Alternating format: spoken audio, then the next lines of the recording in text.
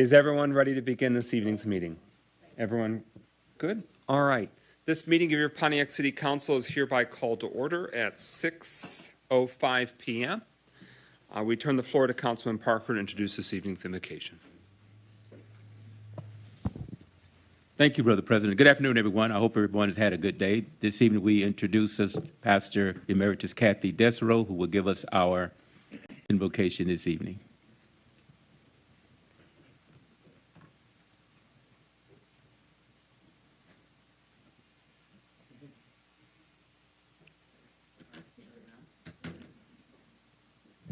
There you go. Thank you. Father, we come to you tonight thanking you for the beauty of fall.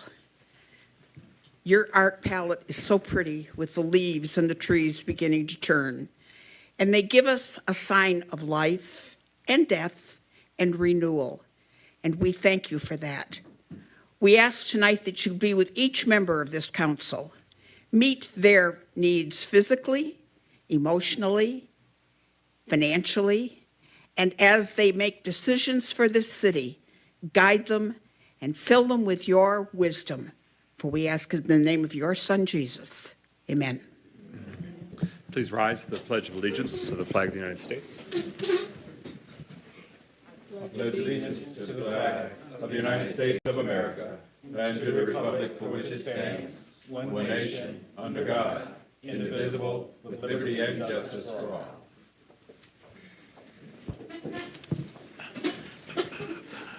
Each week we have a moment of silence to remember those that we have lost in the community since we last gathered. We've received word of the passing of a former Oakland County Circuit Court judge, the Honorable Edward Sosnick. He served in Pontiac on the county circuit. He has just passed away at the age of 82. Please join us for a moment of silence remembering him and those others that you, in your families, in your neighborhoods, we have said goodbye to in recent days.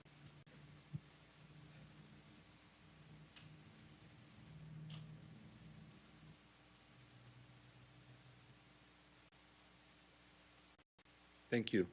Roll call, Clerk Doyle. Carrington. Present. Goodman. Here. James. Here. McGinnis. Present. Nicholson. Here. Parker. Here. Present. Being established and all members present and voting, could I please have a motion to approve this evening's agenda? So moved. Support. It's been moved by Councilman Rutherford, seconded by Pro Tem Carrington. This evening's agenda. Any discussion? Any amendments, changes? Speakers list exhausted. Roll call on adoption of this evening's agenda as presented. Clerk Doyle. Carrington. Yes. James. Yes. McGinnis. Yes. Nicholson. Yes. Parker. Yes. Rutherford. Yes. 7 yeas, no nays. That motion carries. The agenda is approved. Next, we're at the consent. Support. It's been moved by Councilman Rutherford, seconded by Councilman Parker. The Public Safety, Health, and Wellness Subcommittee meeting minutes. The September 19th City Council meeting minutes. Resolution recognizing October as Breast Cancer Awareness Month. Resolution supporting State House Bills 475. That legislation would result in great, including Pontiac. Resolution scheduling a public hearing for the sale of vacant city-owned parcels in the city of Pontiac for October 10th, meaning the public hearing for that would take place at the October 10th meeting here. And then, of course, in addition to the public hearing, it would be a discussed item. The city charter requires that there is a public hearing for all sale or consideration, lease, etc., of city-owned property. These are vacant lots where residents are seeking to purchase them near their property. So we will identify parcel by parcel what's in question. But just so everyone knows, there'll be a number of these that come in the weeks and months ahead now that the city is establishing a policy so that way all residents could have their interest in vacant land be considered. Next, resolution scheduling a public hearing on an obsolete property rehabilitation district establishment for 31 North Astor Street. That would take place October 10th at the City Council meeting, same place and time. And that 31 North Astor is the former Longfellow School. So it's been conditionally rezoned. This is a request, and so since the application has come in for us to consider obsolete property rehabilitation district for the property. Next, scheduling a public hearing on obsolete property rehabilitation exemption certificate for 48 West Huron, also October 10th. That property is the former Oakland Press building on Huron in downtown Pontiac. Resolution scheduling public hearing on obsolete property rehabilitation exemption certificate for 91 North Saginaw for October 10th, 2023. Again, same time and place. That is the former Federal's department store, a commercial building, multi-tenant building that has gone through multiple different uses and names. And then finally, resolution modifying the October 17th City Council meeting start time to 12 o'clock noon. On that Tuesday, the 17th, council members will be going to the Michigan Municipal League Conference, which is in Michigan, but it's many hours away. So in order for us to make the conference safely and not be driving throughout the middle of the night, the interest is to start the meeting time at 12 p.m. We will remind the community and one another of that change if it passes in the weeks that follow. So those are the items that are on the consent agenda. The consent agenda is not a debated item, but if there was anything that any of those items needed to be pulled, it can be debated. Any clarification needed on the items on this evening's consent agenda? All right, with that, roll call and adoption of the consent agenda, which would approve items A through I. Clerk Doyle. Goodman, Yes. James, Yes. McGinnis, Yes. Yes. Yes. Yes. Yes. That motion carries. The consent agenda is adopted, so therefore those minutes and resolutions have been adopted. And we will remind the community next week about those public hearings that are scheduled for October 10th. They'll be placed in the newspaper and publicly circulated. So then we will fully debate and review those items, but we just wanted to get the process of scheduling the public hearing, that housekeeping matter, underway. With that, we are now at this evening's special presentation, Pontiac Housing Needs Study, the status of that study, and the next steps that the City Council and the community can expect. Councilwoman James requested this topic, and so we're pleased that the administration is able to bring us up to speed, and the community as well. With that, Mayor Grimo, you have the floor. Thank you. As the City Council is aware, and as I think many members of the public are as well, the City Council budgeted for funding in order to conduct a housing study. This is an important step in making sure that our city has a truly diverse range of housing options for people at all income levels.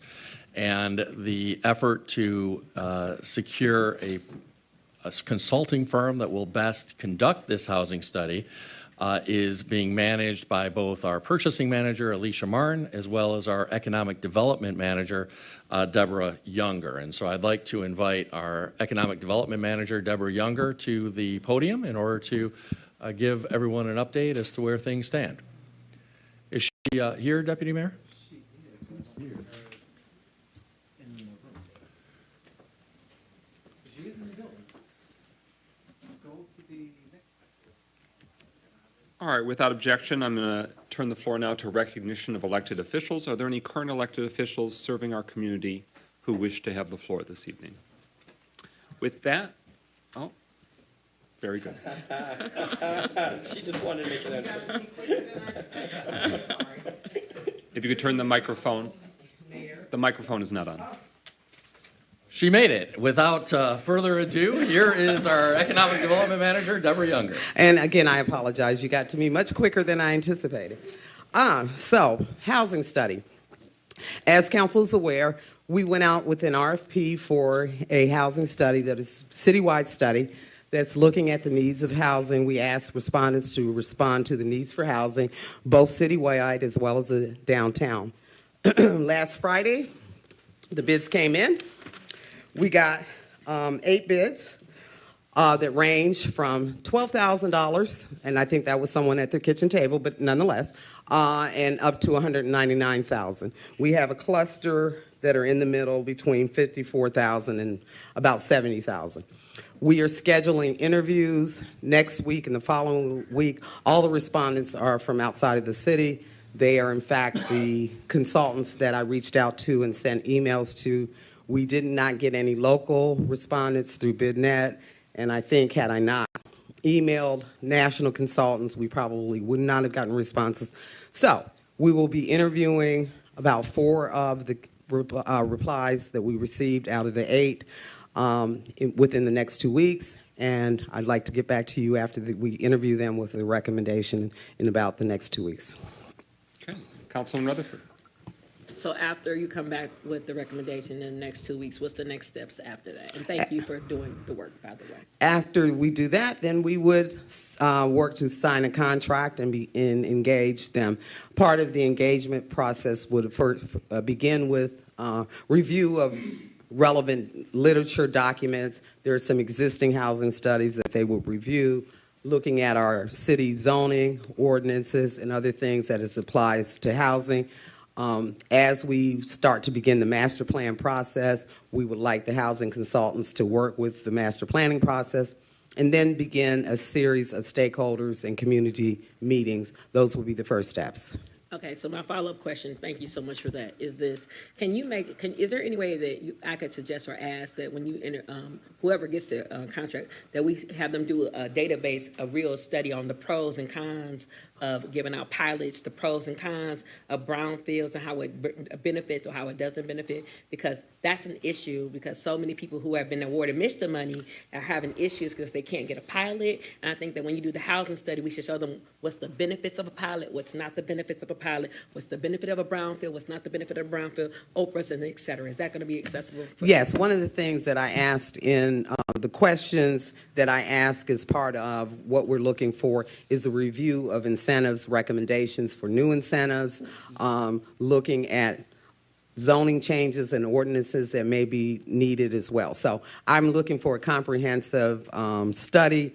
I asked for probably, which I'm surprised that the bids weren't even higher, because I had about 10 pages of things that I wanted them to address. And one of those things is a review of incentives across the city and recommendations for incentives that other communities are using outside of Michigan as part of their analysis. Mayor Grimal.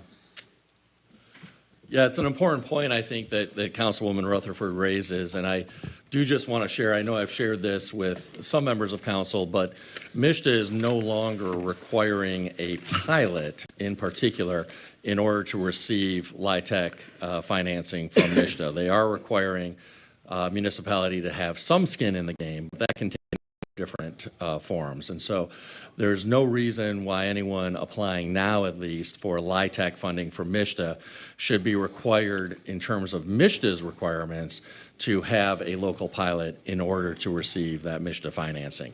Now, they still may need some local incentives in order to make the project's finances work, but MISTA is no longer requiring a pilot in order for the scoring for qualifying for a LIHTC financing arrangement.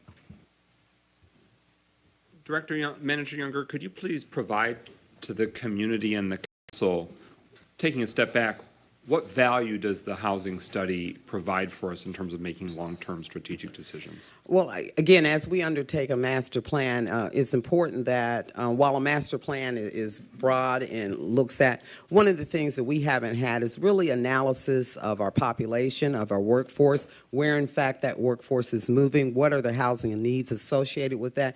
We need a good analysis of what exists, what the projections are for those things that are going to occur in the future, and recommendations on how we reach that future.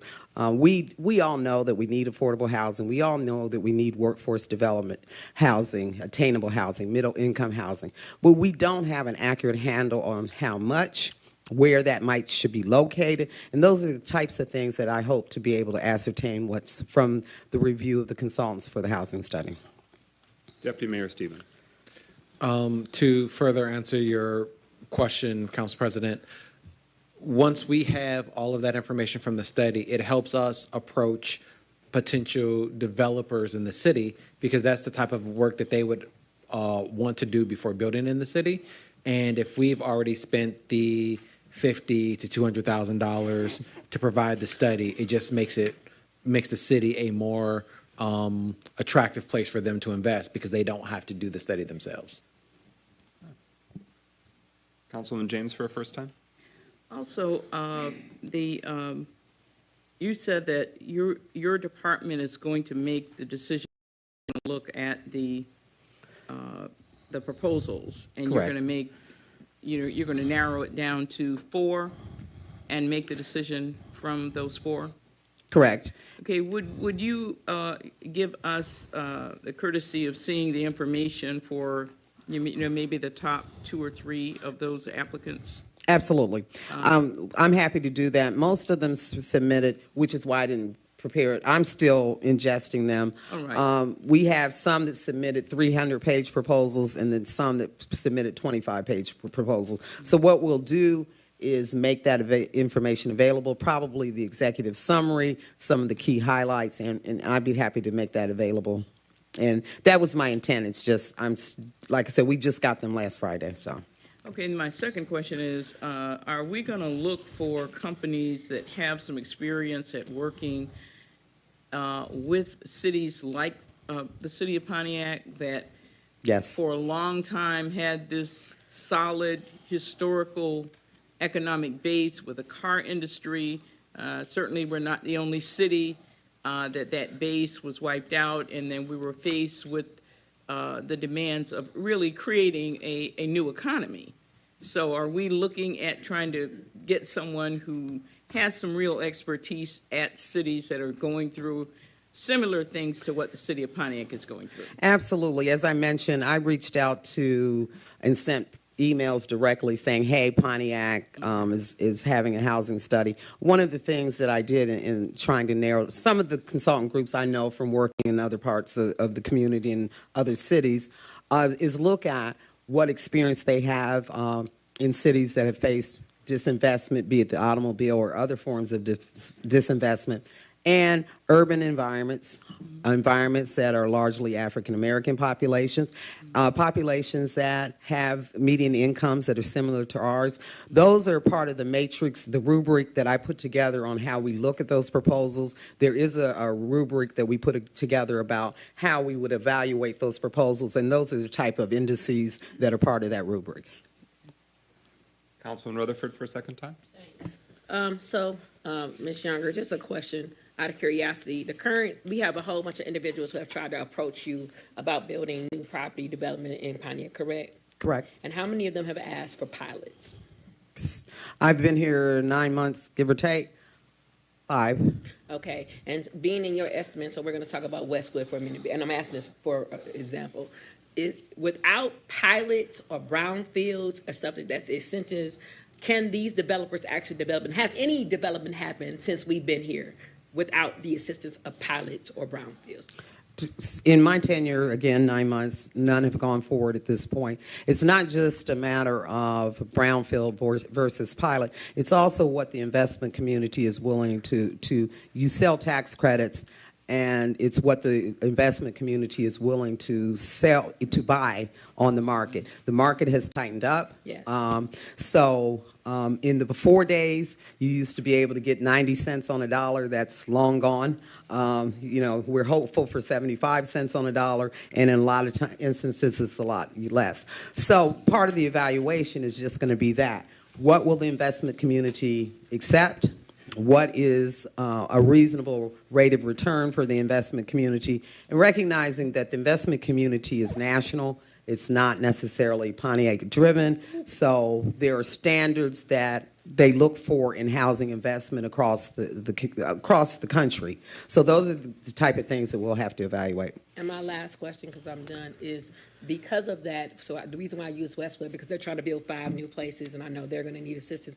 How is this study going to help this administration understand the necessity and the importance of making sure that we're actually having building and infrastructure here and not just a house here, a house there, and a house there?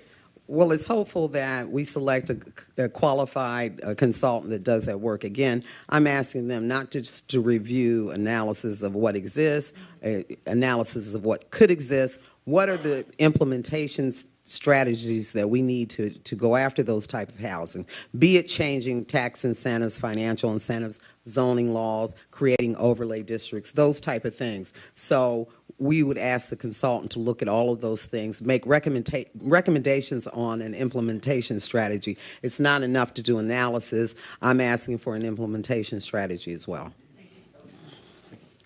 Further discussion on the special presentation or questions? With that, that concludes the special presentation. Thank you, Manager Younger, for your time. Thank you, and I apologize for my tardiness. We look forward to updates as the study is ready for City Council consideration. We are now at agenda address. Pro Tem Carrington, who's first up for the request. Yes, thank you, President McGinnis. Dr. Deirdre Waterman.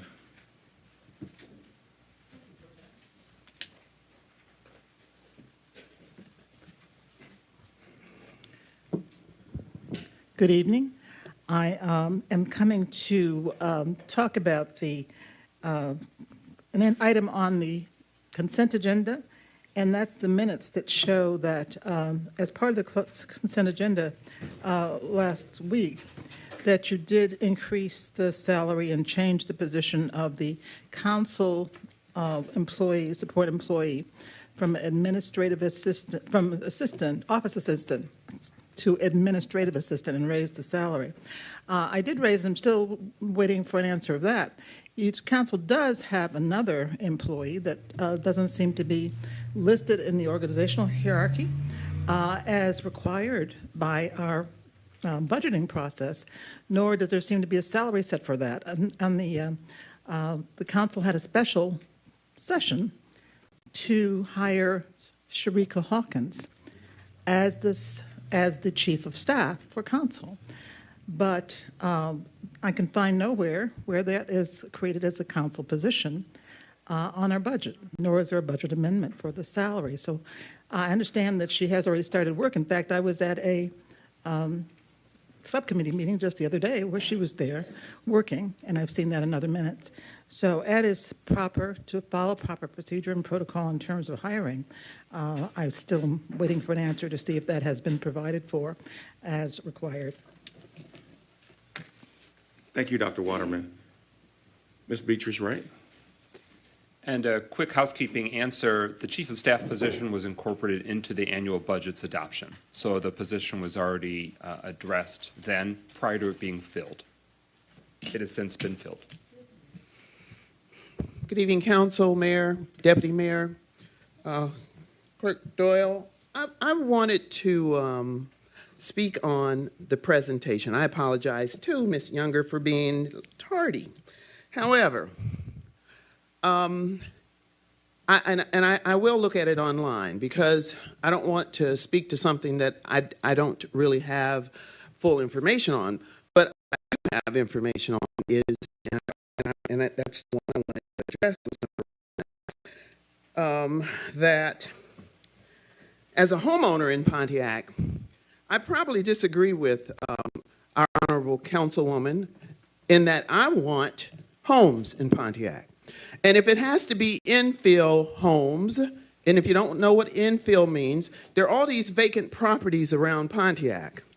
And because we've had some code, the lots are cut. I get around Pontiac quite often. And if there's a person out there listening,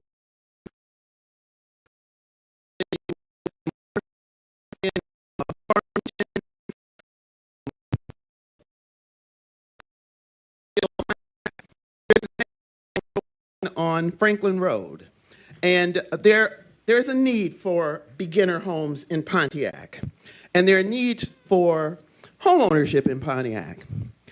I've already expressed to my family, the properties that I own, when you get ready to go, there won't be any renters. I'll sell it to someone who'd like a home, and that's what I want for Pontiac. I also was going to address the resolution to authorize the agreement for election services between Oakland County and the City of Pontiac. As a representative of Precinct 1 or Precinct 3, I'm interested in all the precincts being well lit during elections. And I was over at a precinct, I can't call it right now, Whitman, I think, and it was pitch black. And I was afraid to get out of my car, and I imagine other voters were as well. So as you look at that item, I hope you will look at some, just what our precincts look like during voting. Thank you. Thank you, Ms. Wright. Mr. Carlton Jones.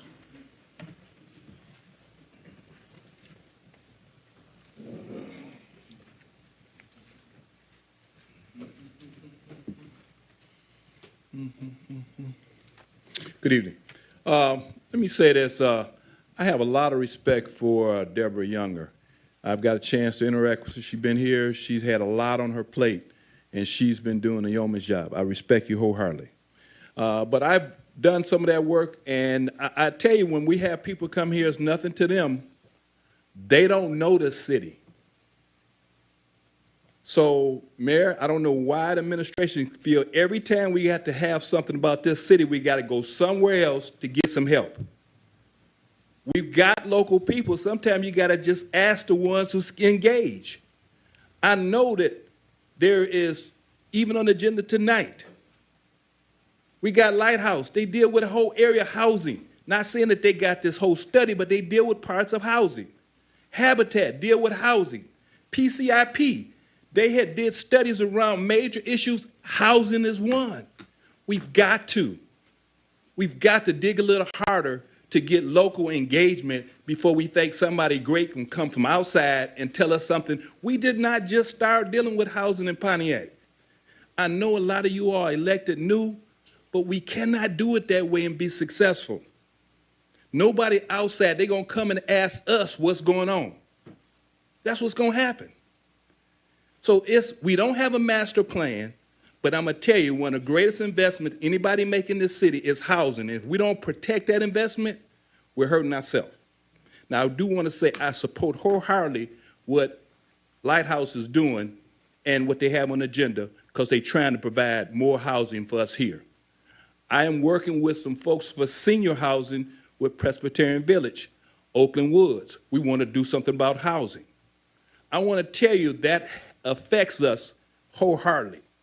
But outside people going to come to us trying to figure out what it is we want to do with housing, and it ties into that master plan. Thank you. Thank you, sir. Ms. Pastor Kathy Desero.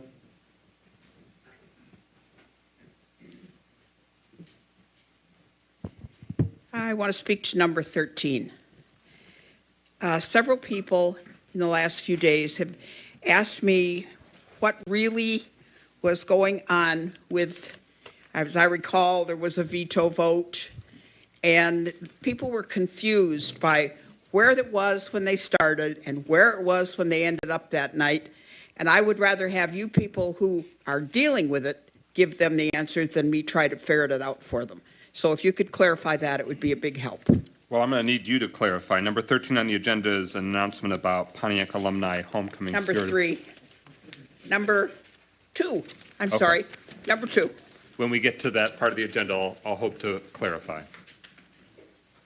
Thank you. Ms. Darlene Clark, what item for agenda address? Okay.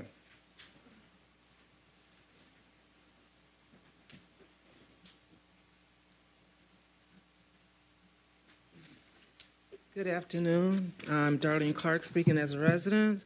This right here question is actually addressed to the council people to help the city of Pontiac to understand clarity.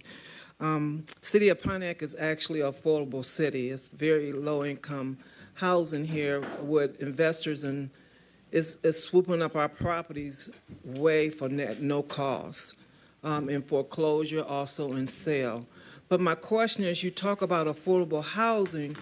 What, as council, are the cost that you're looking at affordable housing as? Is it $100,000 and up? Is it $50,000 to $60,000 up? And I understand you're doing a survey, which is very good. but the people only hear the word affordable housing. Give them some kind of price range to make clarity. So will it be for investors to come in and charge outrageous rent? Or will it be houses where that only you have to qualify to get into with a certain income? They need to know a price range for clarity. Thank you, Ms. Clark. Mr. Chuck Johnson. Ms. Gloria Miller.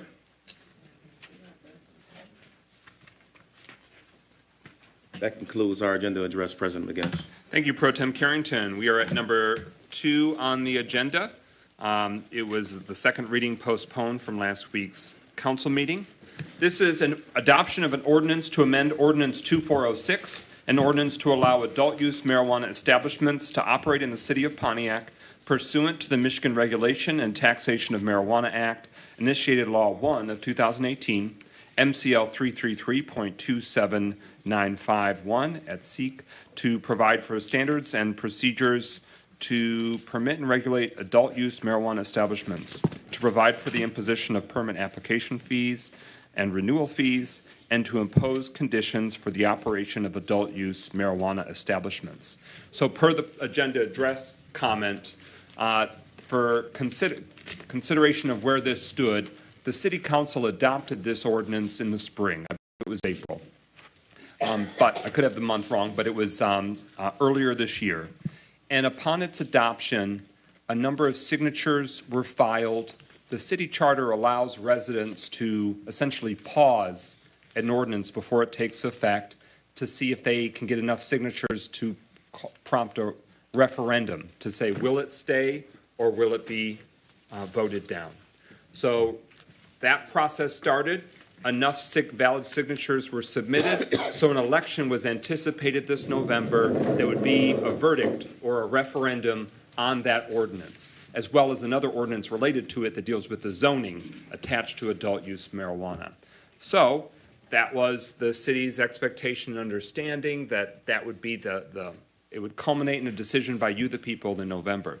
The ballot committee that prompted that question, that wrote the referendum, that got the signatures and then put it on the ballot, negotiated with the administration and attorneys representing the city to find a compromise where it could satisfy the current concerns they were raised and prevent the need for even more months of delay, even more uncertainty.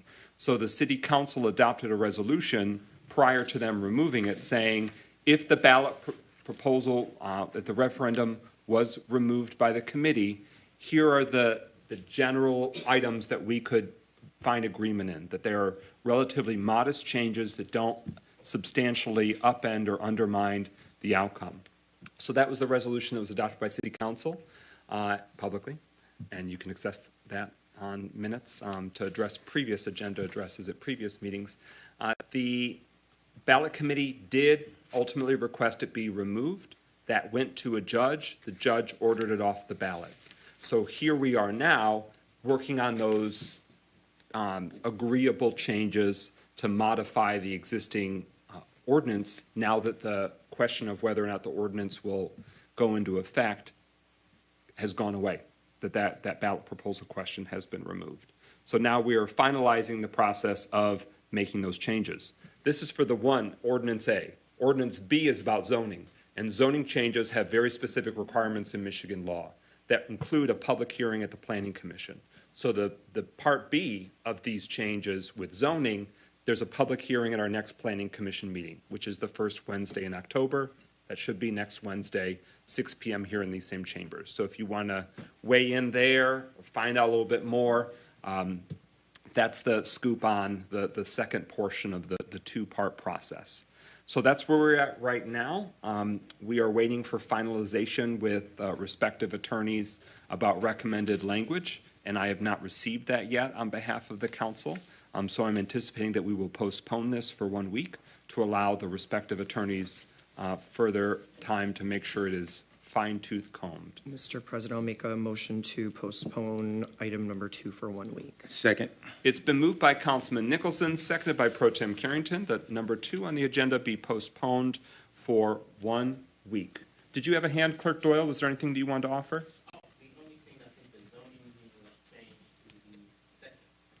Oh, good to know. Does that sound right? That's right. Okay, so I made this is just a housekeeping item. The Planning Commission is still having the public hearing, but it's the second Wednesday in October. So I assume that's the, there we go. Crowdsourced it. October 11th. That's the scheduled Planning Commission meeting and public hearing where you, the community, can weigh in on the zoning matters. That also would come to City Council for at least 2 readings. So you'll hear that at this venue as well when it comes to zoning considerations. Thank you for that, Clerk Doyle. It's been moved and seconded. Any discussion on the motion to postpone for 1 week? Hearing no further discussion, roll call on adoption of that motion. Clerk Doyle. James, Yes. McGinnis, Yes. Nicholson, Yes. Parker, Yes. Rutherford, Carrington, Yes. Goodman. Yes. 6 yeas, 1 abstention. That motion carries. The item is postponed to next week's regular City Council meeting. Is there a motion to adopt an ordinance to amend Appendix B of the Municipal Code? moved. Is there a second? It's been moved by Councilman Rutherford, seconded by Councilman Parker. This is amending Appendix B of the Municipal Code of the City of Pontiac, amending Article 2, Section 2.103, the zoning map, to change the zoning classifications for a specific parcel on the south side of Auburn Road between South Sanford Street and South Francis Avenue, subject to the agreed-upon conditions. And for everyone's benefit, this is the rezoning of land totaling 1.3 acres at 454 Auburn Avenue, and Lighthouse, who owns the property, is the applicant. This was before us for a first reading last week. It had previously been before the Planning Commission for public hearing and recommendation, and so now we consider the matter further. Mayor Gromley, you have the floor. Thank you. This is an issue and a proposal that we've talked about in past weeks. This is a proposal to rezone some land along Auburn Avenue to facilitate a multifamily development that is being developed by Lighthouse. And it's a development that we believe will add an important element of quality housing to the community that also will be more accessible for a number of our residents who are in need of housing. And I know our planning manager has talked in depth about this at past meetings, but I want to again invite him to share any additional details that he thinks bear repeating. Thank you, Mayor. Good evening, Council. Good evening, public. I typically give a presentation, just a little bit of a summary. I'm going to fly through this because we did discuss it next week, but I'm happy to discuss anything further that is presented here. So the applicant is requesting their property, which is 1.3 acres, to rezone. It currently has 3 zoning districts, C1, C3, and R3. And they want to rezone to R4, which is multifamily elevator apartment zoning district. It allows for taller apartment buildings within it. This is the process the applicant has gone through with Planning Commission, and then tonight is the second reading where City Council may consider action on this rezoning. This map shows the existing zoning district, and this is the location at 454 Auburn that the applicant owns the property. It is on the Auburn corridor where there's a lot of these dark maroons, which are C3, which is corridor commercial zoning. There are some of these pink rose colors, which are C1, which is local business. And then to the south of the site are the orange colors, which are R3, which is multifamily residential. And the property to the south right here is owned by the applicant as well. It's a different property. Again, Auburn is a mixed-use corridor with multiple zoning districts.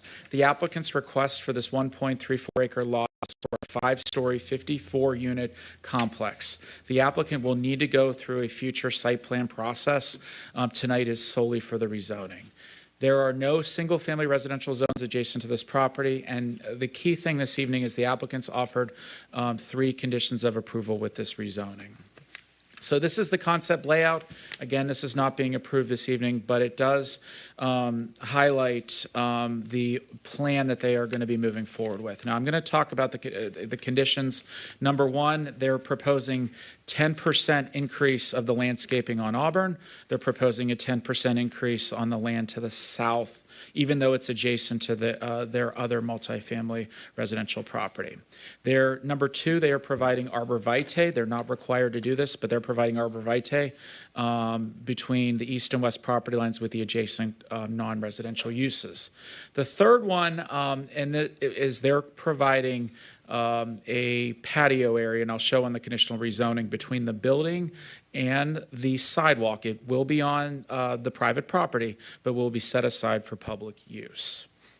The R4 zoning district, again, I just wanted to highlight what this is. If you're not familiar with it, it allows same regulations in general than R3. It just allows for multifamily elevator apartments and certain regulations for how many units per story per elevator. I did mention these conditions. I just wanted to say that condition for that public space, the 60 feet of frontage along the right-of-way shall include a 10 to 12-foot deep patio in front of the community room and leasing office area. This patio shall include 6 benches along with a paved patio area and approximately 430 square feet.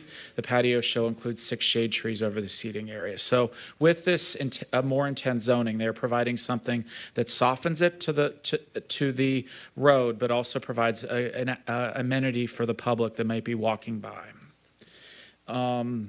There are 10 standards of approval. I have reviewed these before. They are also in your packet, just that you should be considering for rezoning. But just some quick analysis. The site has been vacant for many years. And again, there is a mix of multifamily and commercial zoning districts in this area along Auburn Avenue. There are other multifamily zone districts along Auburn on this corridor between Woodward Boulevard and Opdyke. So this is not a unique zoning classification. The applicant has offered conditions that really mitigates impact to surrounding properties and to make a public space in front of the building. And a potential multifamily residential building would improve the aesthetics and engagement of spaces on the Auburn Road corridor to improve a vacant property. So Planning Commission's recommendation at their September 5th meeting was approval, 6-0, with the conditions offered by the applicant. And then later on in the agenda this evening, under resolutions, a separate resolution is there to authorize the mayor to sign a conditional rezoning agreement with the applicant. This agreement will be recorded with the county on the property. So with that, that is my presentation. Thank you very much. Thank you. Any discussion? Councilman Rutherford. Can I ask the applicant a couple questions real quick? Certainly. Just state your name and address. Name and address. Ryan Hertz, CEO at Lighthouse.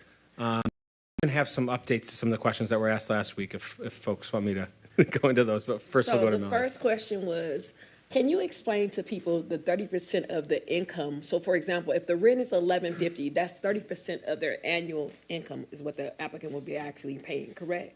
Sure. So there'll be vouchers attached to these units, and the way that this works is essentially, in order to make the property able to operate, the voucher makes up the difference between 30% of the tenant's income and the amount of rent required to operate the property without it, and be able to sustain the expenses of the property. So Councilman Goodman had some great data at our last meeting to say that in 2022, the AMI for our area for a single family, or for a one-person household, I believe was 30% of the AMI was about $18,000. So rents in that case would be about $500 a month because it would be 30% of their gross income in rent. And I think that also answers Councilman Parker's question about what the rents would be to the tenant. The income to the property would be a little bit higher because there's a voucher to make it feasible to discount rents to that level. Okay. And the reason why I asked it, because there's a house on Franklin that's being sold $240,000.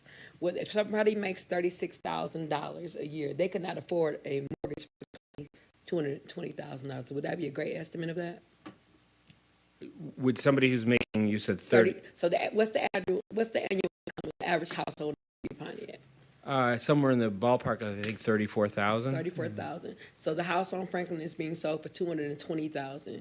Would it be easier for them to come live in your apartments or to buy the house that's for $220,000? Well, somebody who's actually making $34,000 a year, if it's a single person in that household, would not qualify for the units that are at 30% of the AMI and below, because these units are for people at 30%. So if somebody for whatever reason they're 18,000 or below. If they're below 18,000, this is only for the single person We're talking about household. two-family household.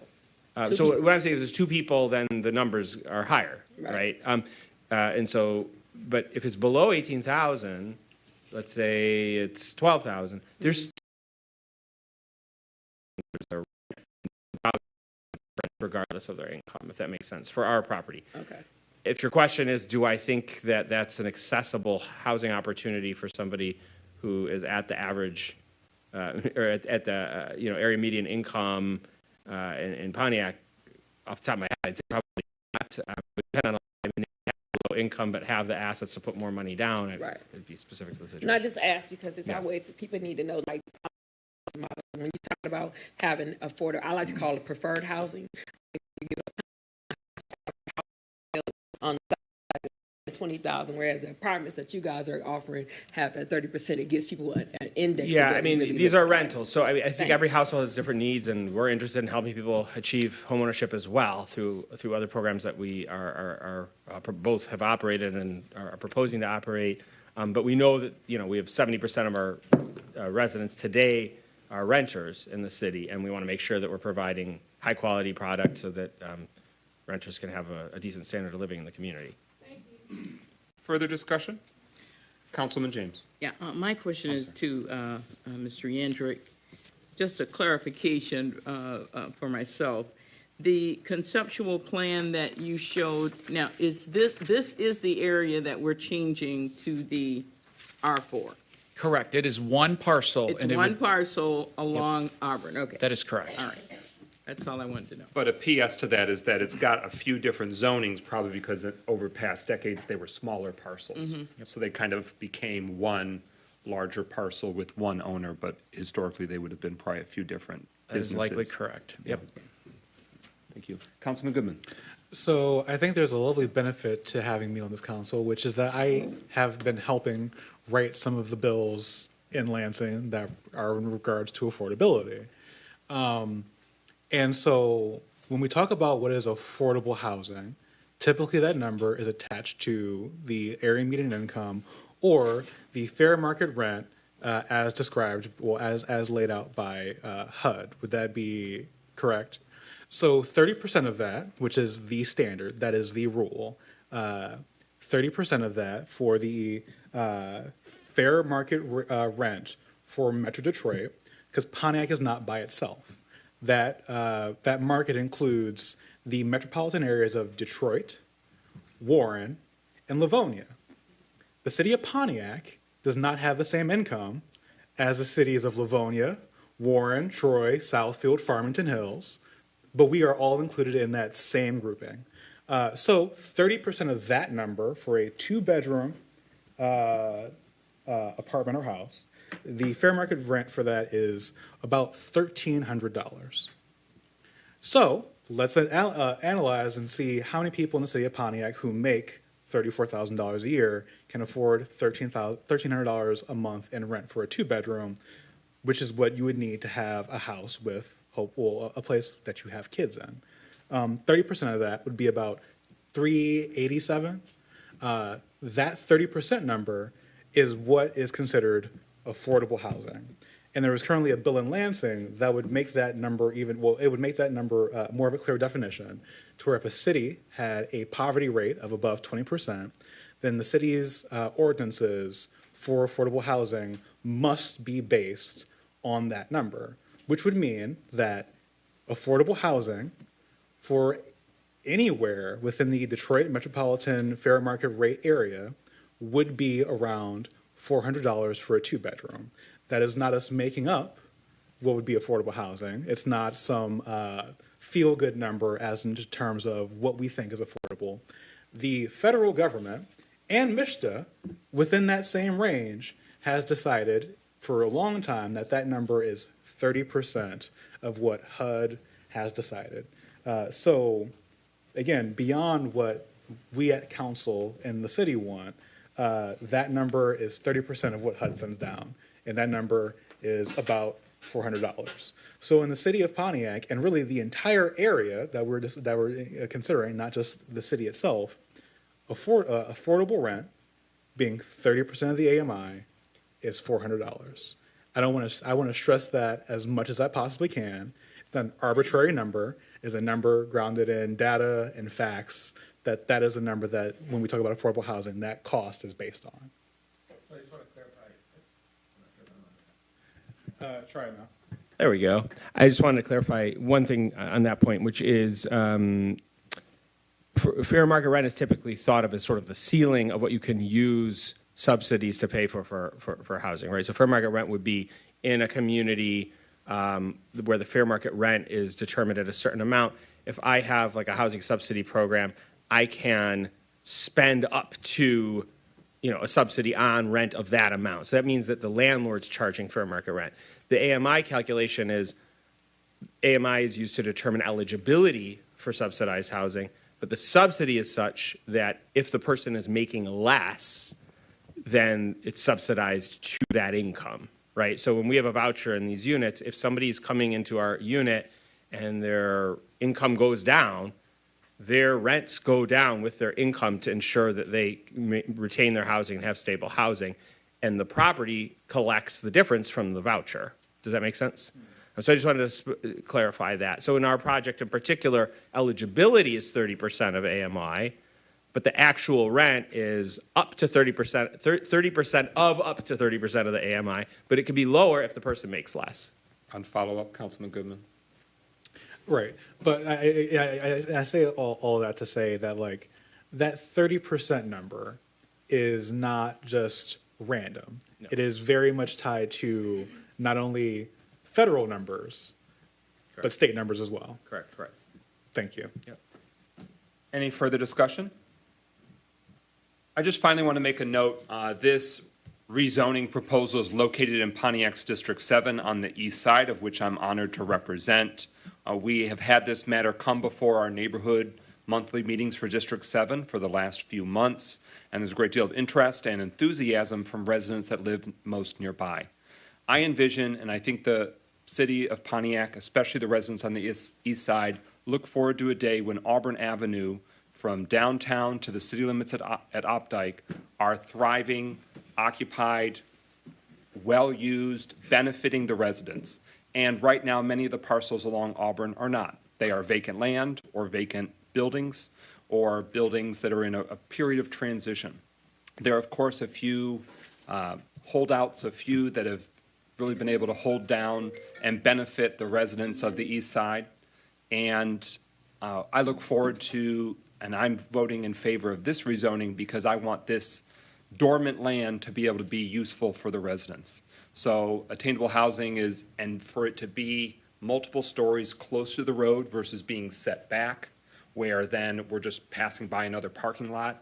The conditions that you've offered lend to an Auburn Avenue that is more approachable, more landscaped, more inviting, more well-developed. And I look forward to the existing long-term businesses that are across the street, that are down the street, get to benefit from that built-in foot traffic, that the nearby homeowners, residents, many of them who have been there for decades and who are now senior citizens or retirees, that they have a beautiful, well-maintained property. And I, as a side note, it's not directly related to this rezoning, but I want to thank Lighthouse for well-maintaining the other properties located in District 7 and on our east side, both your the facilities that are just to the south of this parcel that you can access from Whittemore Street on J. Hubbard Lane, but also at Mechanic and Douglas. They have served the community well, and we know that additional well-maintained and well-managed units will be of great benefit to the east side as well.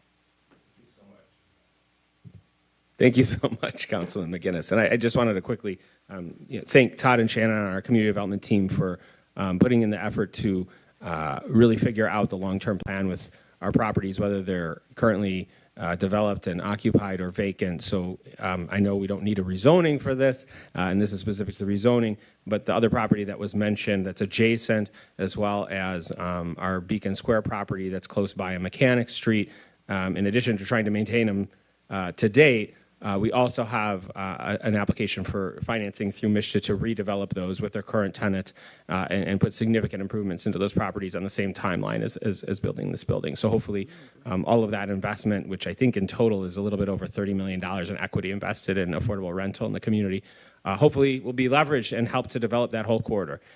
We have a lot of work to do between now and then. It's not just the rezoning. MSHDA is asking us what our plan is to address any blight visible from the property, right? So we'll be coming back to the city trying to come up, what's our plan together to make this a reality so that we can, see more and more investment in the area. And so thank you so much. I really appreciate what you shared.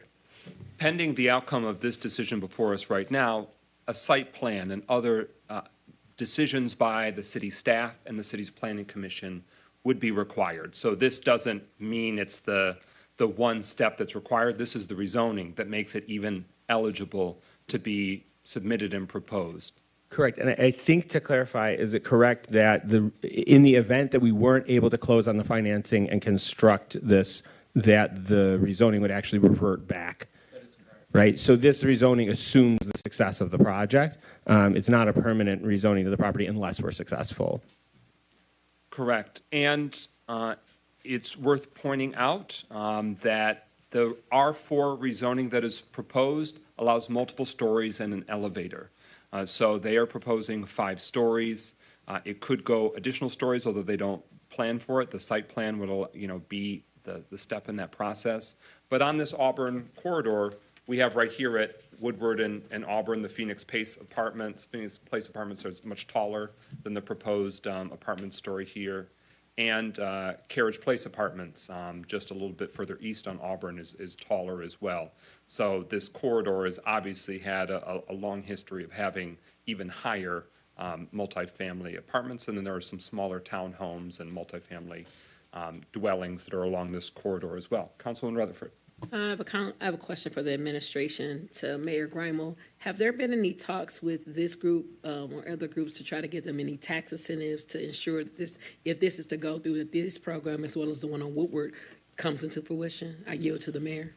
Not in any great detail regarding this particular project. My understanding is that they have secured their MSHDA financing regardless of tax incentives, but that alone isn't the only question, because as I said earlier in regard to the presentation on the housing study, one issue is getting MSHDA financing, but the other issue is making sure that the costs can be fully paid for longer term, not just through MSHDA financing, but also in terms of any additional gaps in the needed financing for the project. And so local incentives, local support or subsidies, whether in the form of tax subsidies or other subsidies, could still come into play.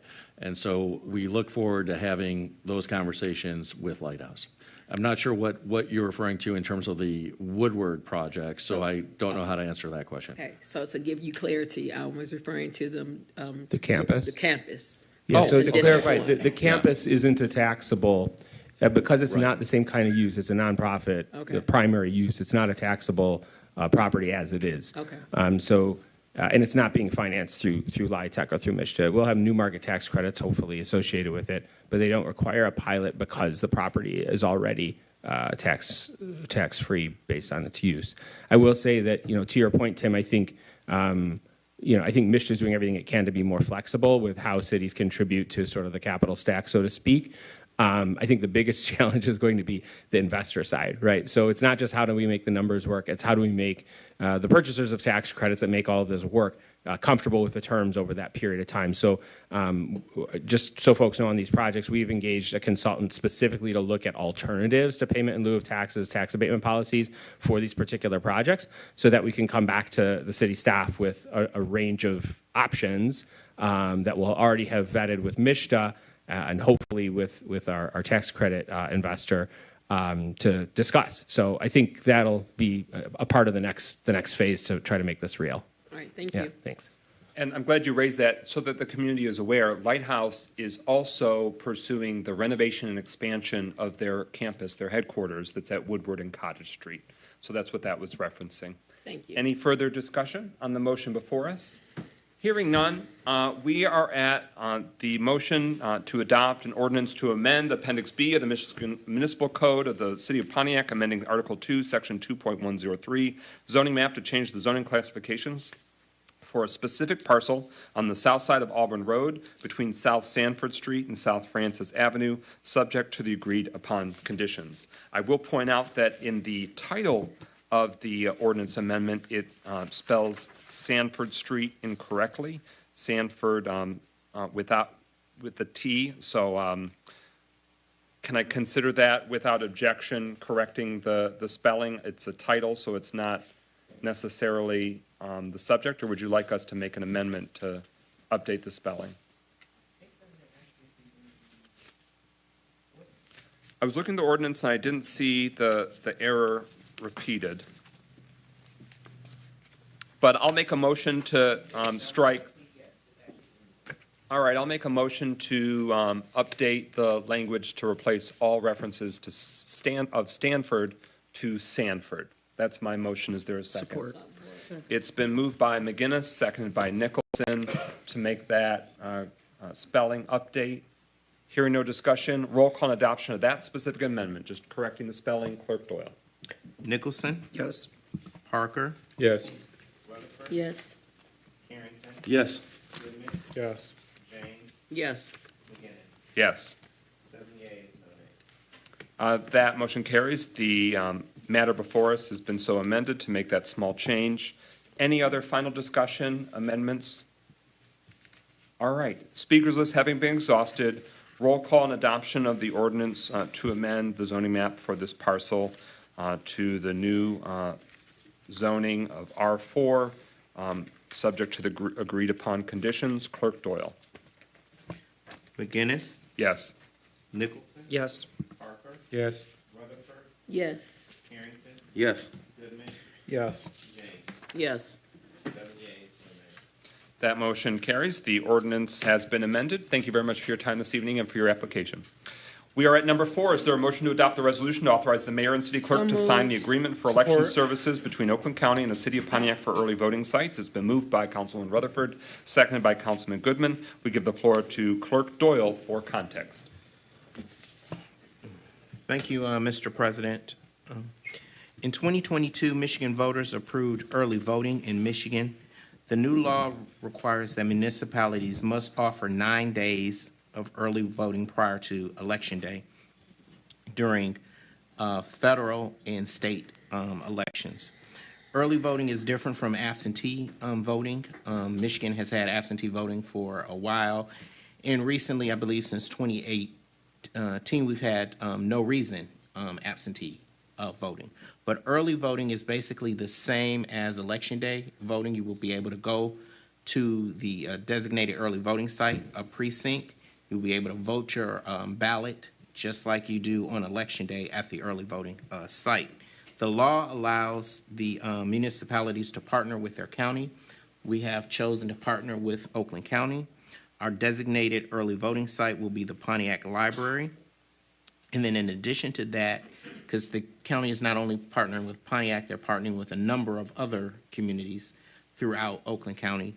There is a regional site where if you're voting anywhere in Oakland County, you will be able to vote at the countywide site, which is the Waterford Oaks Activity Center, which is located at 2800 Watkins Lake Road in Waterford. So Pontiac voters will be able to vote either at the Pontiac Library or at the Waterford Oaks Activity Center for those 9 days of early voting. As it relates to costs, we will be responsible for our share of costs related to the staffing of the regional early voting site with election inspectors, the publication facility rental. I also want to take this time to mention again that we will not have an election in Pontiac on November 7th. So the first time that we will have an election where early voting will be offered will be on February 27th, which will be the presidential primary. It was also mentioned by a member of the audience about lighting at Walt Whitman. We will investigate that as well. I know in the past there were some lighting issues at Kennedy School, so we did worked with the school district and actually paid for a light to be installed at Kennedy because people vote in the gymnasium. So it was very dark. It normally is only an issue in November because normally we vote in August, and August is normally still light by the time that the polls close at 8. But November is very dark, and it will be dark in February as well, too. So we'll make sure that the lighting issue is addressed. Thank you, Mr. President. Thank you. The motion is before us. Any further discussion? Councilwoman James. I'm wondering if we are still going to be offering voting at City Hall for early voting. Would you still be offering that as you did with the previous elections? Clerk Doyle. Through the president, to clarify, that was absentee voting, and absentee voting will still be offered at City Hall. But absentee voting. So they're issued their absentee ballot at the clerk's office, and some have opted to vote sort of on the spot in a few stalls that were available, and then turn in their absentee ballot. So it doesn't constitute early voting. Early voting, but absentee voting would still be allowed at City Hall. Correct. Okay. But early voting is you're actually putting, because when we were offering absentee voting at City Hall, some people inquired about putting their ballot through the tabulator. You can't put your absentee ballot through the tabulator at City Hall. You can only do that at a early voting site. So if you want to actually put your ballot through the tabulator, you will have to go to the early voting site. Mayor Grimel, Councilman Nicholson, Councilman Goodman. Yeah, I think the clerk answered the question in part, but it is, I think, a little confusing to those of us who are used to the old system where you could cast an absentee ballot in person at the clerk's office before Election Day, and you could come in, fill out the absentee ballot. That's separate from how most people cast absentee ballots, where it's mailed to the home. But in those cases, you're just, as a kind of one-off person, filling out the absentee ballot, and it's not actually being counted until Election Day, when all of the absentee ballots are held until Election Day and fed through the voter tabulating machine. In contrast, early voting, which is brand new in Michigan, this has never been done before in Michigan, is where there's an actual polling place set up before the regular Election Day, and people can show up at that polling location and vote as they would on Election Day, where there are going to be other members of the public there.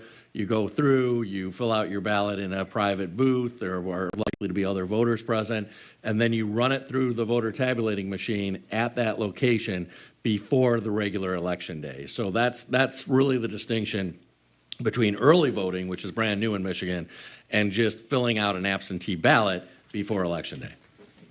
Councilman Nicholson? Are the costs that we are to reimburse the county are they budgeted for currently within the clerk's budget? Yes, I had designated, because I did not know what the cost of early voting would be, so there are funds designated for early voting. Fantastic, thank you. Councilman Goodman. And just, I feel like it's an important thing to point out. Early voting is new in the state of Michigan. It is not a new concept.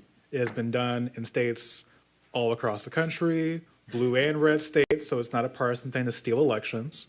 It is a thing to make sure that people who typically do not have access to being able to vote, whether it be because they're working all day and they can't get a day off because Election Day is not a federal holiday, it is to make sure that people have the ability to be able to cast their vote.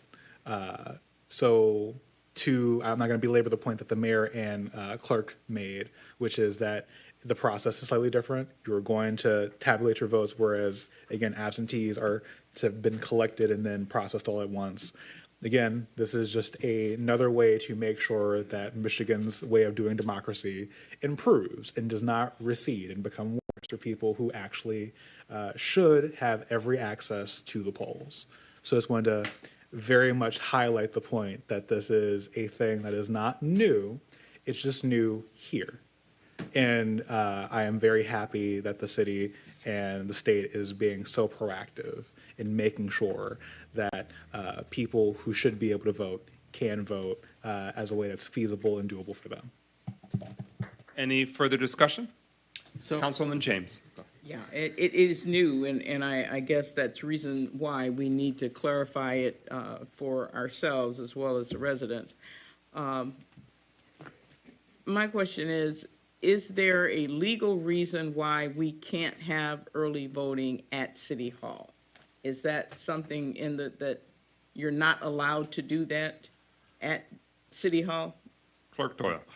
we could have early voting at City Hall. The issue is just simply logistics. City Hall is the daily business of city business. And just for a point of reference, when we did have in-person absentee voting during the 2020 election, it became very congested at City Hall. And City Hall at that time, even during COVID, was somewhat shut down. So it's really not conducive for early voting. Like Councilman Goodman mentioned that there is early voting done in other states like Georgia, and I'm sure you've seen the lines that, so early voting can get very congested. So therefore, City Hall, I don't think would really be conducive. The library is just simply right across the street. There'll be a designated area for early voting, and it probably be a lot smoother and easier to do. But we will offer absentee voting at City Hall. So voters will have a number of options to vote. They'll be able to vote by absentee. And I should also mention that the new law allows for the postage to be paid. So no longer do you have to put postage on your absentee ballots. Postage is now covered by the government. In addition to that, we have 6 drop boxes. We will have 7 prior to the election, because one of the drop box at Kennedy was damaged, so it has to be repaired. Someone ran into it. So you can drop off your absentee ballot at a drop box. Those will be available 24 hours a day. You can vote in person in City Hall through absentee voting. You will have 9 days prior to the election that you'll be able to vote at the Pontiac Library as well. So there are a number of options. And then again, if you want to wait till Election Day, you will be able to vote on Election Day as well, too. Councilman James, on follow-up? Okay, I just want to say that if the library is going to be the only place where Pontiac residents can vote absentee, and we're a city of 60-some thousand people, I really think having only one location for early voting is, to me, problematic, especially when you consider the parking lot at the library and just the accessibility of the library. I think would be a problem if that is going to be the only dedicated early voting site. Because even though City Hall might be congested, we do have a parking lot, we have adequate parking, the accessibility is a lot better, and it just seems to me like it would be a better fit, but it's up to administration. But I do think having one site for the city is going to be a problem. Point of information. The agreement before us right now is for 2 early voting sites, Pontiac Public Library and the Waterford Oaks site on Watkins Lake Road in Waterford Township. So Pontiac voters would be eligible to vote early at both of those sites and absentee here at City Hall. Right. And the issue, again, with City Hall, we don't have really designated space to really be conducive for early voting. We only have, what we used for absentee voting, which we will do again, is the Shrine Room, which is very small and can get, in essence, very congested, very, in essence, quickly. So there is more dedicated space at the Pontiac Library. Again, if you want to, you can vote absentee in City Hall, but early voting, you will vote at the Pontiac Library. And as the president mentioned, you can also vote at the countywide site, which is just located in Waterford as well, too. The terms of this agreement, is this essentially for the February election, then we revisit every time, or is it sort of indefinite until there's a need to change? Correct. The agreement can be ended with 30 days notice by either party, the city or, in essence, the county. And we will do a publicity or campaign notifying prior to the February election, notifying voters of all of their options that they can vote. So voters will be well informed of the different options that they have, from absentee voting to early voting to being able to vote on election day. Any further discussion? Hearing no further discussion, speakers list is exhausted. Roll call on the adoption of the resolution to authorize the mayor and city clerk to sign the agreement for election services between Oakland County and the city of Pontiac for early voting sites. Clerk Doyle. Parker? Yes. Rutherford? Yes. Carrington? Yes. Goodman? Yes. James? Yes. McGinnis? Yes. Nicholson? Yes. 7 yeas, no nays. Motion carries. Resolution is adopted. Is there a motion to adopt the resolution of solidarity with Sean Fain and the Moved by striking of United Carrington. Auto Support. Workers? Don't It's steal been- my resolution. It has been moved by President Pro Tem Carrington and seconded by Councilman Goodman, among others, in the chorus. The motion is now before us. We give the floor to Councilman Goodman. I'm sorry about my just excitement for this, but I have since the strike happened. I've been out there since midnight, the night of the strike. So I've been very excited to get this forward. It's very simple and straightforward. Pontiac is a union town. I have the strong belief that UAW helped build this place. It is the reason why, for many reasons, I was able to eat and have lights on as a child. So I have nothing but the utmost and highest respect, not only for unions as a whole, but UAW specifically. Having my great-grandma having worked at Fisher Body and Ford GM for over 27 and a half years. There is no part of me that will ever be on the opposite side of labor, personally. So I am extremely happy to bring forth this resolution. And, just for the importance of it, I do want to read it and then also give some time to a representative from Local 653 to be able to speak and talk about the things that are happening. Whereas on September 15th, 2023, the United Auto Workers and the UAW President Sean Fain initiated an unprecedented strike against General Motors, Ford Motor, and Stellantis after negotiations between UAW and the big three automakers were not resolved prior to the expiration of union contracts. And whereas currently UAW workers are striking at 41 facilities across the country, including 14 facilities here in Michigan, including the members of Local 653 at the General Motors Customer Care and After Sales Distribution Facility right here in Pontiac. And whereas the UAW is expected to expand the strike if negotiations do not produce contracts that are agreeable to their demands. And whereas the UAW's primary demands are for wage increases, cost of living increases, shorter work weeks, a restoration of defined benefit pensions, the end of separate wage tiers, and stronger job security as automakers increasingly shift production to electric vehicles. And whereas UAW President Sean Fain has stated that the union is attempting to address the increasingly unequal wage gap between auto workers and executives, as executive pay has increased 40% during the life of the previous contract, while worker pay has only increased by 6%. And whereas the UAW is demanding a fair share of the profits that auto workers generate, as the three automakers combined have made over $20 billion in profits in the first 6 months of 2023, and roughly $250 billion in profits over the last decade. And whereas UAW was founded in Detroit, Michigan in 1935, largely in response to brutal working conditions in auto factories. And whereas General Motors began building coaches in Pontiac as early as 1928, making Pontiac the world's capital for coach manufacturing, and over many years these workers built cutting-edge GM coaches that carried passengers in comfort throughout America, including freedom riders who rode interstate buses to the segregated South in the 1960s. And whereas perhaps the most famous and significant event in UAW history was a sit-down strike at the GM Fisher Body Plant in Flint, Michigan, which paved the way for union recognition at GM and shortly thereafter Ford and Chrysler. And whereas the rise of UAW and other unions in the 1930s and 40s resulted in the first great expansion of healthcare for Americans, and throughout the 20th century, unions are credited with gaining vast improvements in the lives of working people, which include the weekend, the 40-hour work week, the end of child labor, the 8-hour workday, unemployment benefits, workers' compensation benefits, and the Family and Medical Leave Act, or the FMLA.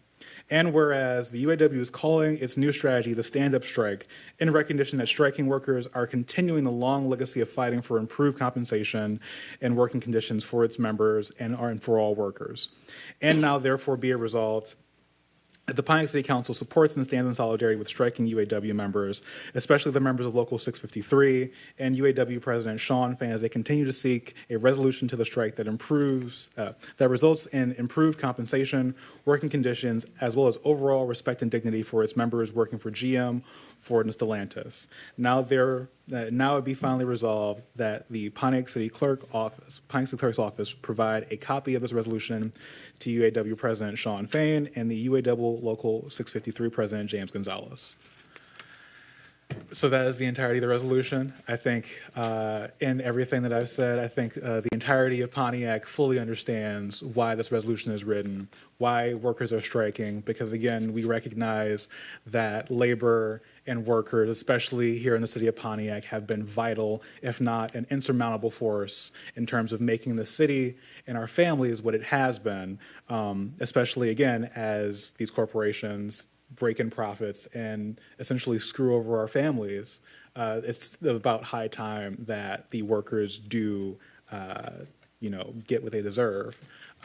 So in saying all of that, I'd like to yield some time to the member from Local 653. He's not just a member. Give him his title, fool. I'll let him do it himself. Go right on ahead. There's the button on the right. On the right? Yep.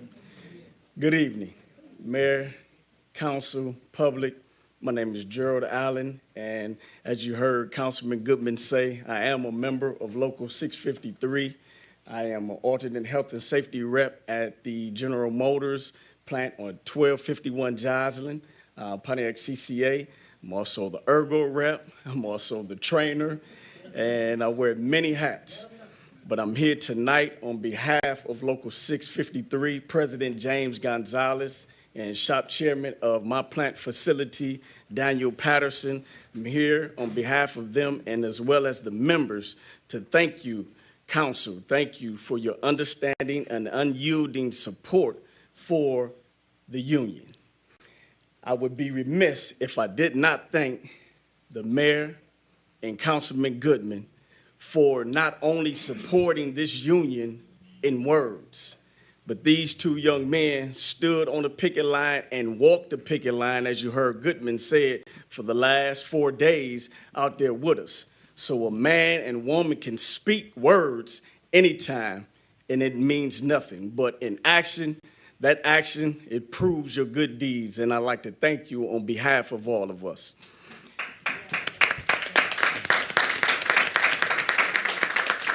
And I won't keep you long, but I will like to touch a point that is near and dear to my heart for particular things that we're negotiating on. Many are aware of the equitable wages, equitable benefits for the retirees, increased wages for the retirees, but one that is near and dear to me is the ending of the tier system. So we are... Thank you. We are here, we're dealing with a multi-trillion-dollar company such as General Motors, and anytime I speak to the younger generation coming in making $16.67, and parents and still having to eat. Thank you. Good. Debate on the motion continues. Councilwoman Rutherford. Jay, go back up there. I think it's, thank you, sir. I think it's, first of all, thank you for doing what you do above and beyond and speaking for the union. But I think it's important that we recognize that he also is a Pontiac resident. And so our residents are being affected, not just people that you don't know. And every day their families are being affected. And so if you know someone, if there's any way that we can support you, please let us know. And I just want to commend you for coming here because I know there are repercussions that could happen to you if you did trial. So and everybody up here, peace and blessings. All praises due. That's Thank it. you. Sharp salute. You know. Thank you. Councilman Good. There's a way that you can support. So I do know that the UAW Local 653 is taking donations for supply, food. They do have a kitchen. I'm currently trying to coordinate to be able to get them some food, maybe just like some nice cooked meals for the. So if you have any donations or anything, I can help facilitate that. Obviously, contact as well. But if you can bring anything to help them out, because obviously strike pay is not full pay, and it is definitely a real rough time trying to, make less trips, buy less gas, buy cheaper groceries, really cut back. So if you have anything that you can donate, even if it's your time, definitely go support. And personally, I'd love to see some of you on the line as well. I know he would too. Yes. Is there anything else that would be useful I'd to just donate? like to add all of what Councilman Goodman said, but it's something as small as if you're driving down, we are on Columbia. The address to the plant on which we are picketing is 1251 Joslin, and then you would see us on the side street of Columbia. We're picketing at that particular gate. But it's something as small as a honk of a horn. Mm-hmm. If you're driving past us, we'll go a long way. We appreciate you all. Thank you. Thank you.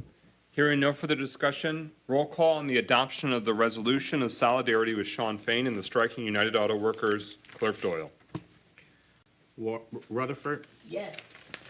Harrington, Yes. Goodman, Yes. James, Yes. McGinnis, Yes. Nicholson, Yes. Yes. Motion carries unanimously. The resolution is adopted.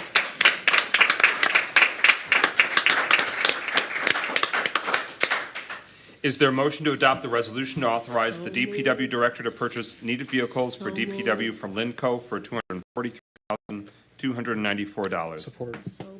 Moved by Councilman Rutherford, seconded by Councilman Goodman. The motion is now before us. Mayor Grimal.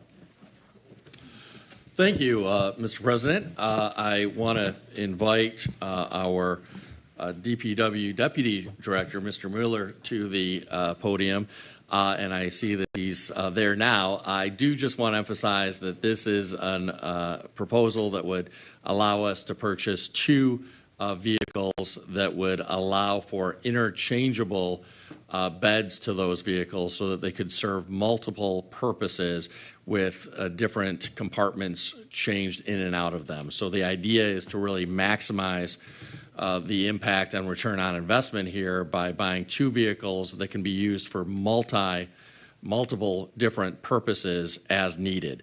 And with that, I'll allow our Deputy Director to get into more of the details. Thank you, Mayor. Good evening, Council. As Mayor was saying, DPW is looking to purchase two new vehicles for the department using Sourcewell through the co-op program. Both of these vehicles have been budgeted for. They're additions to our existing fleet, both of which are new 2024 model year trucks. The first of which is for the highway maintenance crew department. It's, as the mayor was saying, a multifaceted medium-duty cabin chassis that will serve several functions, be outfitted with a switch-and-go system, as the mayor was touching on. With the purchase include 5 different beds: chipper body, stake flatbed, storage body, pod style, and a dump body. Also come with a 9-foot Western plow.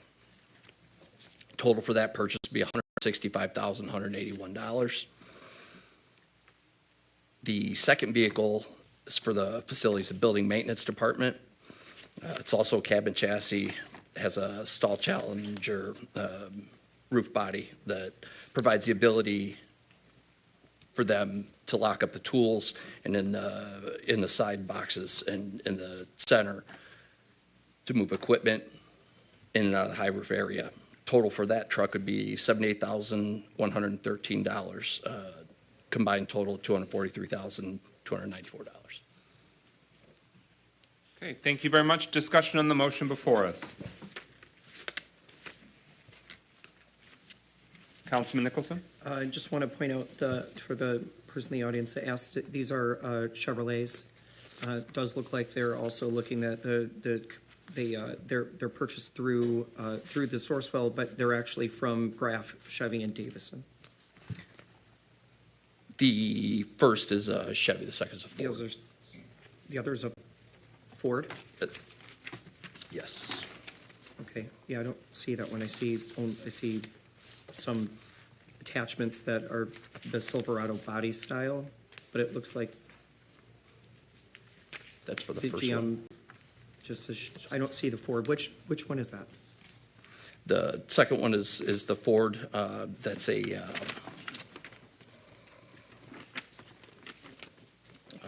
it's in the quote submitted.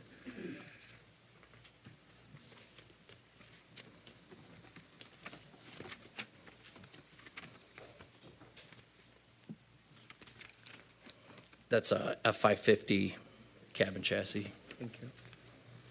Further discussion on the motion before us. Hearing no further discussion, speakers list is exhausted. Roll call on the adoption of the resolution to authorize the DPW director to purchase needed vehicles for DPW from Lindco for $243,294. Clerk Doyle. Carrington? Yes.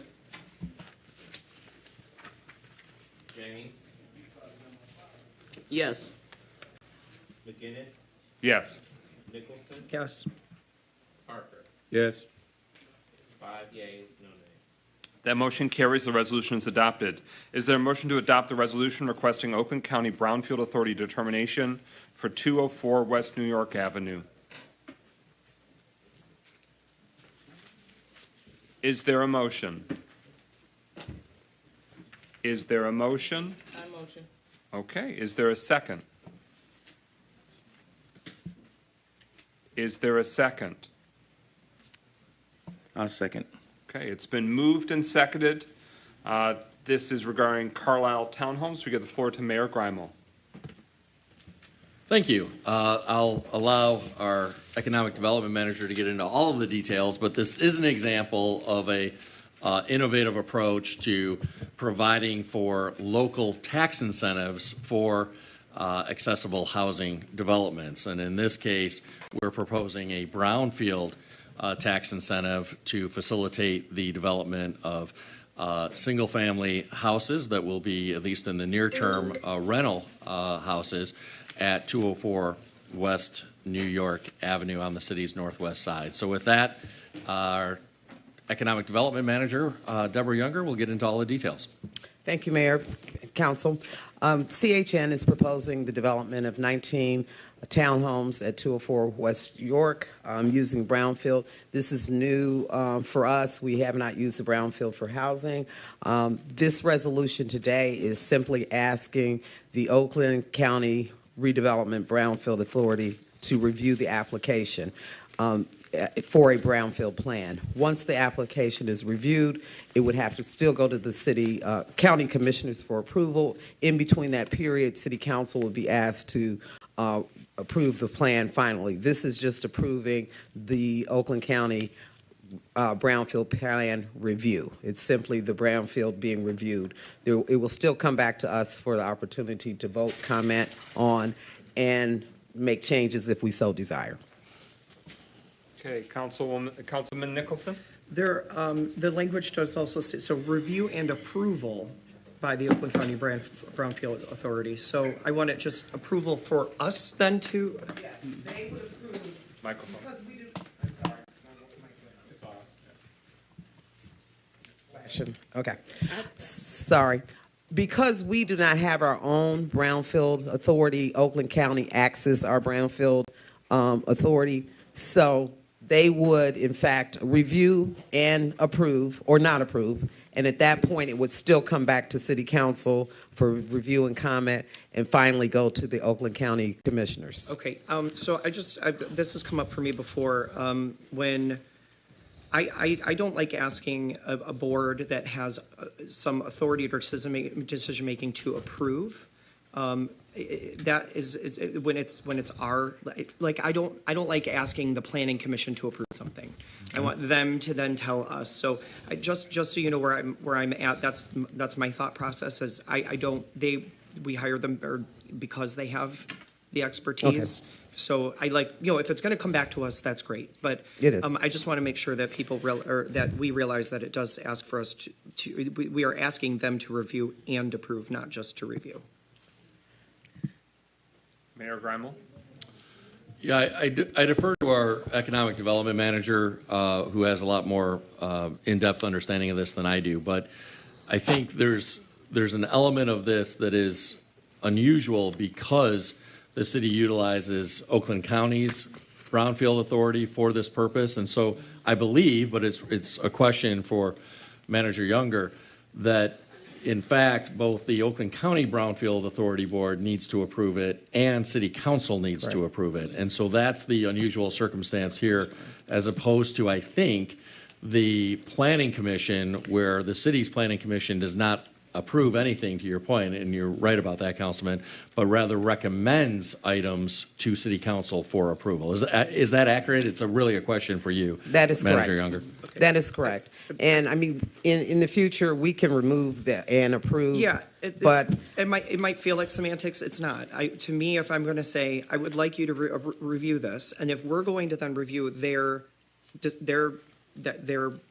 opinion, I'm already. Why would I ask for their opinion if I'm asking them to approve? I mean, to me, it just feels like we are sending it there, and then yes, we get it back. So why would we ask them? I just don't think telling somebody I'd like for you to approve this when they get the opportunity to approve or deny. It has no bearing on the purpose or the sentiment on this contract. I just don't like saying, hi, please, decision-making authority, before we have the ability to review it, please approve this. To me, it's please review. Okay. To clarify for you, I understand what you're saying, and I don't think it's hugely, but typically when we're sending it, they're asking, are we supporting it, and do we want their approval? So that's where I wanted to guide this conversation, is that we are being asked to also, if I'm signing something saying I am asking you to approve this, then I have to approve it myself. So I think then we're going to be asked to approve it again. It isn't semantics. It is us making a decision, not just to ask somebody to review something, but that we are guiding the sentiment that this is an approval, or a forthcoming approval. So I just want to put that out there as far as the way it was presented at first was please review. I think we have to make sure that they understand that we are saying we approve of this. Now, please approve of this. Right.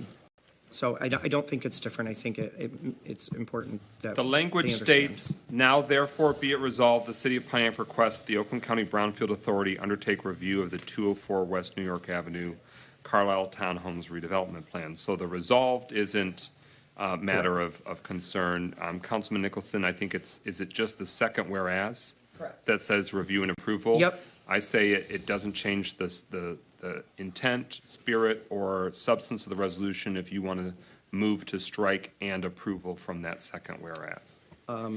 I think then the language should be You can just read for review by the Oakland County Brownfield Authority. Sounds good. So is there a second to that? second. So it's been, an amendment has been moved by Councilman Nicholson, seconded by Pro Tem Carrington. Yes, ma'am. So what we're basically saying is we approve it or review it. What are we getting rid of? I'm a little confused because I want to make sure that this is done in decency and order, because I'm going to wait to my other comments, but because I want to make sure this is done the right way so that it could go through the proper steps to actually get approved or denied. And then I'm going to say what I got to say about the other stuff. So I want to explain this to me. This is a resolution requesting the Oakland County Brownfield Redevelopment Authority to review, and that's the intent of the resolution. That's what we need for the resolution, because the city of Pontiac does not have its own brownfield authority. Right. So we are requesting Oakland County, since that's the appropriate jurisdiction to Right. review. Councilman Nicholson is concerned if you say and approval, you're indirectly saying, well, we tell you what the outcome of the review will be. but it doesn't change that this is what we need procedurally to review it to that Brownfield Authority. Okay. And this is just a whereas, which is really just a description. We're just making it neater and tighter, say review, review, review, bing, bang, boom, All right. come back, rinse, lather, repeat. Okay. Clerk Doyle? We're striking the words "in approval" from the second whereas.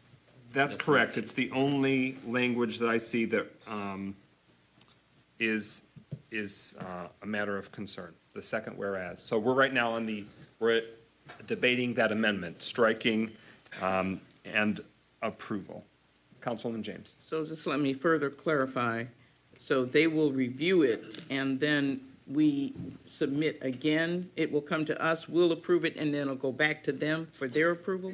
I'll ask for that clarification. What I heard you say is that the authority makes their recommendation or their determination, and then the Oakland County Board of Commissioners, is that who votes for Oakland County? Correct. It goes to the full Board of Commissioners. That is correct. So it But goes in between, it will come to us. in before between, it will come, or at Correct. the end? In between, it will come for us for public comment, and we can we can approve a resolution at that point. Okay, yeah, go through the steps. Okay. Because this is confusing. So We're we are asking for review, number one, and then it goes where? It goes to the Redevelopment Authority for review and/or approval, at which point it will come, we will have opportunity to comment before it goes and approve before it goes to the Oakland County full Board of Commissioners for final approval. So I guess, can we ask them to review and approve? We could, but if it's cleaner because it's coming back, I don't think this in any way hinders the process. Striking and approve does not hinder the process, so I think we can move forward with the resolution as amended.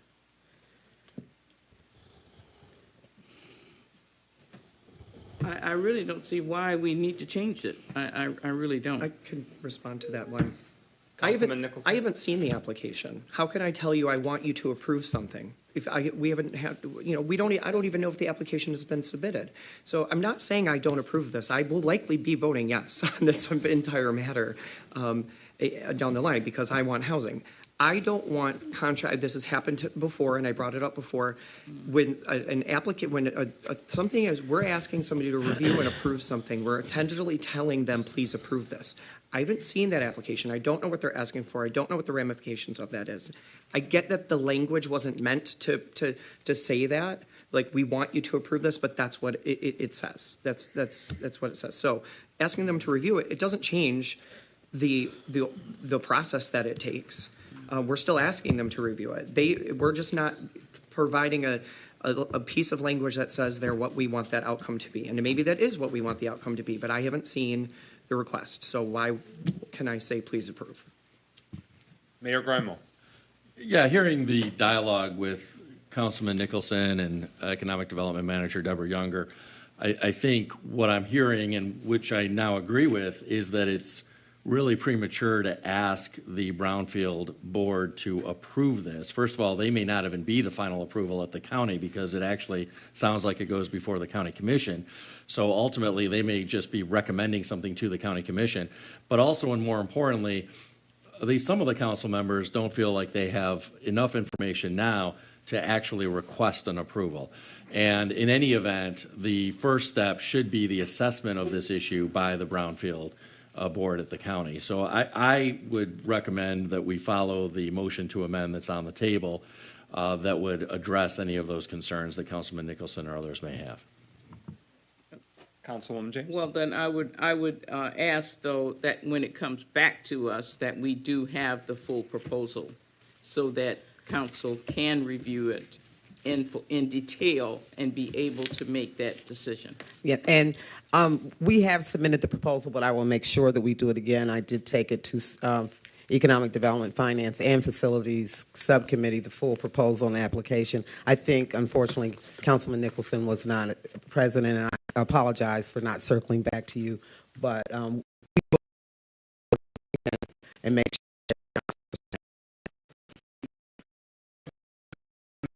Tracking and approval.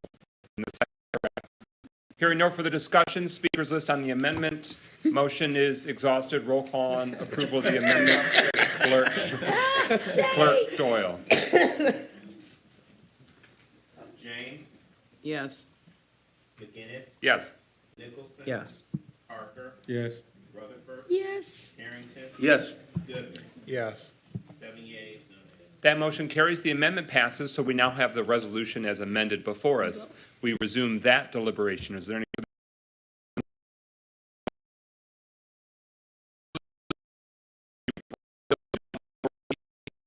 204 West New York Avenue, Brownfield Plan? Hearing no further discussion.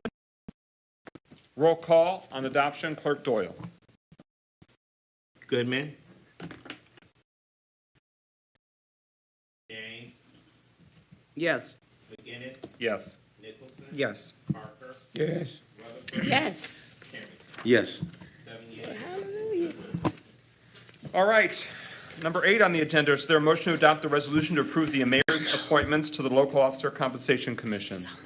So moved. It's been moved by Councilman Parker, seconded by Councilwoman Rutherford. All right, so the motion is now before us. We give the floor to the mayor for introduction of his appointments. Thank you. Many years ago, the city of Pontiac opted to provide for a local officers compensation commission. This is a commission that municipalities throughout the state are able to opt into, and it is charged with reviewing the salaries of elected officials in the city. Under state law, it is required to meet every 2 years to do an assessment of those compensation levels and to determine whether or not any adjustments ought to be made.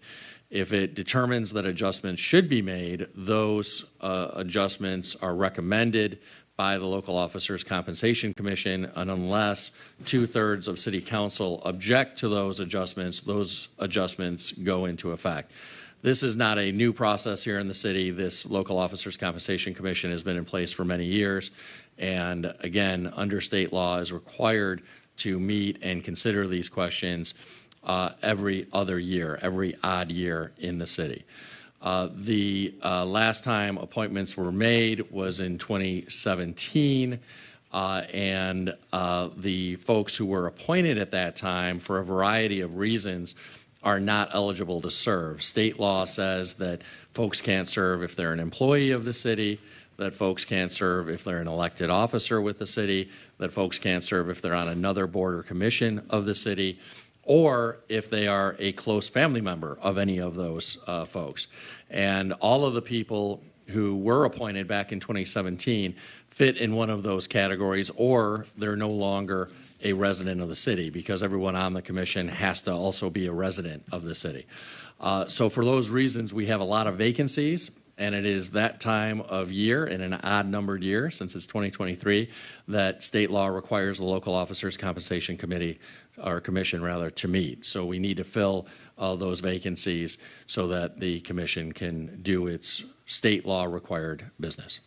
You want to identify the names for the community? Yes. So the city's attorney has recommended that we appoint folks to staggered terms so that in moving forward in the future, they won't all be up at once. So because there are 7 members of the commission, our city attorney has recommended that one person be appointed to a 1-year term, one to a 2-year term, one to a 3-year term, and so forth, with one person being appointed to a 7-year term. So my recommended appointments are Michael Klockow. I'm recommending that he be appointed to a 1-year term, Val Gross for a 2-year term, Lee Jones for a 3-year term, Roger Jackson for a 4-year term, Gloria Harston-Spann for a 5-year term, Carol Turpin for a 6-year term, and Susan Loveland for a 7-year term. All right. Pro Tem Carrington? Yes, thank you, President McGinnis. Actually, it was a great panel of individuals, but how was the terms decided? Did that particular person request that term, or was this something that was determined by administration? Well, it was me having a conversation with the 7 people about how long they're comfortable being appointed to. Some were less comfortable being appointed for a longer term. Obviously, none of us know what our life will bring in the future. They do understand, of course, that this is not something that nobody's going to force them to serve out the entirety of their term. If they have to resign, they always have that option.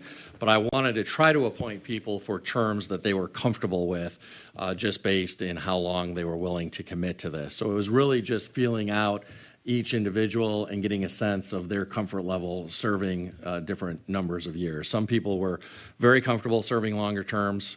Some were very reluctant to serve longer terms. Some people wanted longer terms. Some people said, well, I don't really want a super short term or a super long term. I'd like a 3, 4, or 5-year term. So it was really just having those conversations in recent days with the individuals.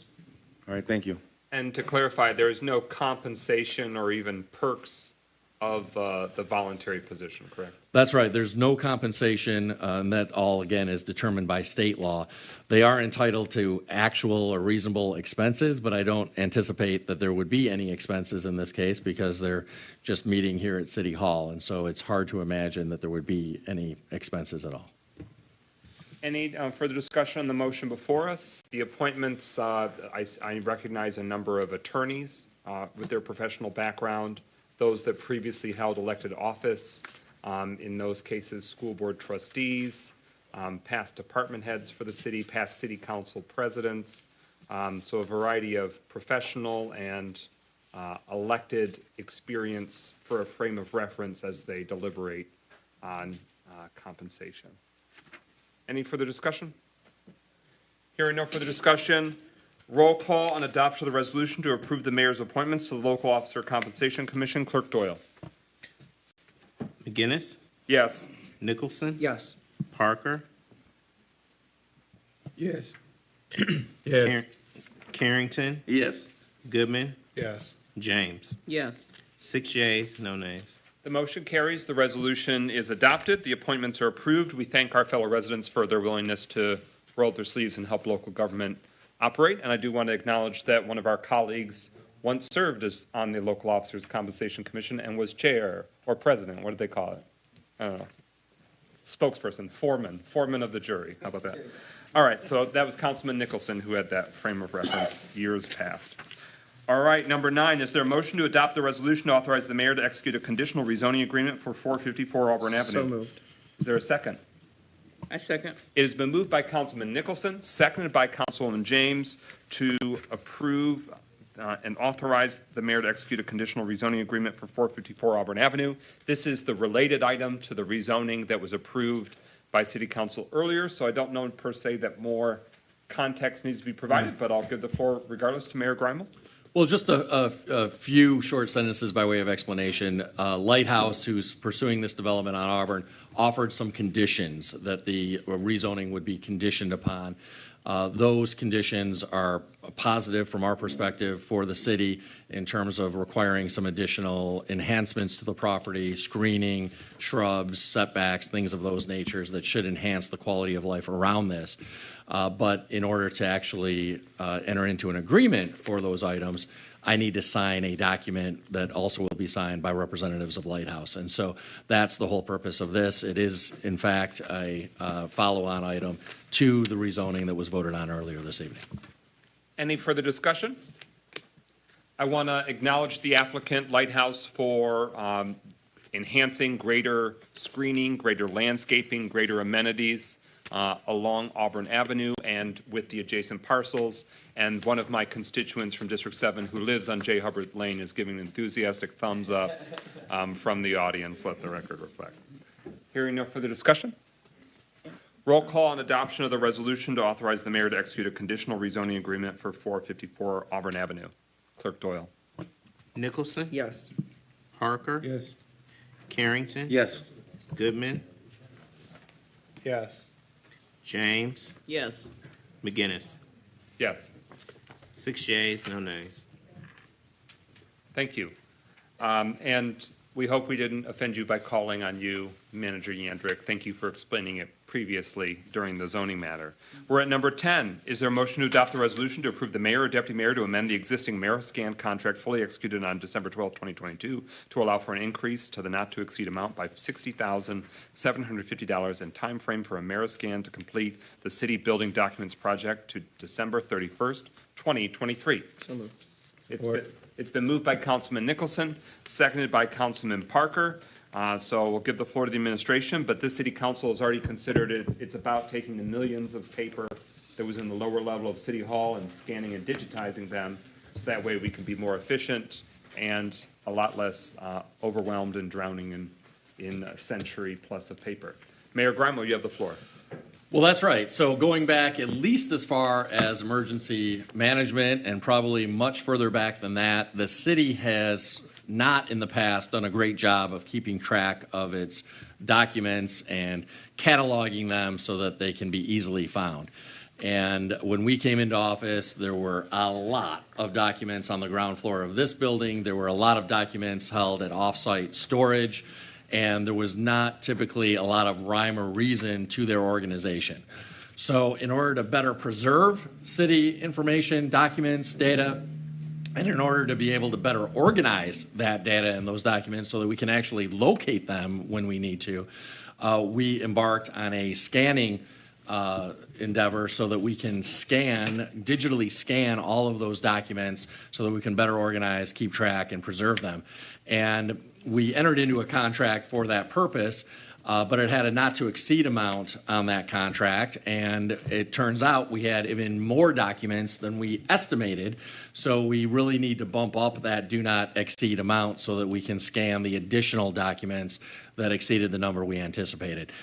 Most of these additional documents relate to building and planning and the Community Development Division, and so we have our planning manager, Mark Yandrick, here to speak in greater detail about this.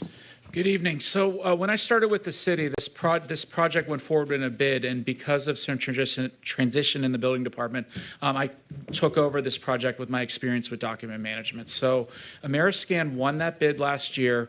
It was for 2 million scans, both a combination of regular size and large exhibits. And over the past 7 or 8 months, they have scanned. They're getting to the 2 million point, and they're estimating about 950,000 more documents than were actually provided. So no matter who won that bid, we would be scanning a lot more, and this is only for the building division. I know that the planning division that I manage and also the grants division is considering scanning in the future as part of our budgeting procedure. Those will be smaller projects. This is the large one that the building department over the years has collected property files and a lot of different records that is very valuable to property owners and contractors that are working on approved housing plans and layouts. And so this budget amendment increases the time of the project to the end of the year, and then it extends just to account for those additional documents within the budget. So I'd be happy to entertain any questions you may have. Thank you. Pro Tem Carrington? Yes, thank you, President McGinnis. So have the company itself actually done an analysis of what it takes for them to finish this project, or is this an ongoing project? Yeah. They have all the documents, and really they're finishing up. There's been just a small pause that they get this authorization to move forward, just so they don't go over budget. But they are working with their staff and laying out the next few months to ensure that not only that happens, but they're working with Laserfish, who we're also importing this into, which is a software that the city staff is going to use to manage these documents. So, My follow-up question, this definitely will make this city more efficient. That's what I'm hoping. Absolutely. Yeah.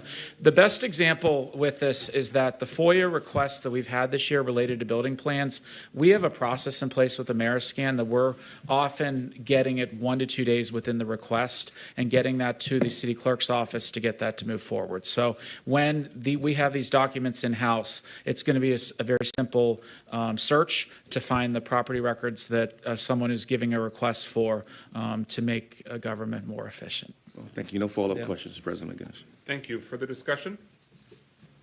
Hearing no further discussion, speakers list is exhausted. Roll call on the adoption of the resolution to approve the amending of the existing contract to allow for an increase in the not-to-exceed amount by $60,750, and the timeline extended to December 31st, 2023.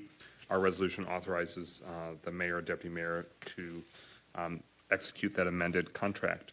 Clerk Doyle, roll call. Parker. He stepped out. Sorry.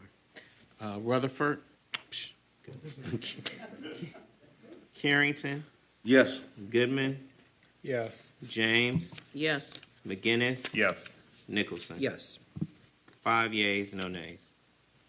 That motion carries. The resolution is adopted. Thank you very much, Manager Yandrick, for your valuable time this evening. We are now at public comment. Pro Tem Carrington, who can we hear from first? Dr. Deirdre Waterman.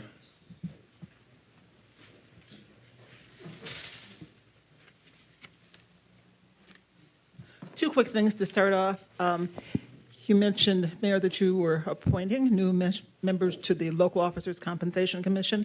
There is one who's a repeat that I had appointed, and that's Lee Jones, who is well known for his history in the UAW, and so that's very appropriate as we are now supporting the UAW in the effort of those who are challenging the system for their strike rights. The other thing I do want to say is that it's so good that you are approving projects, housing projects by CHN and by Lighthouse.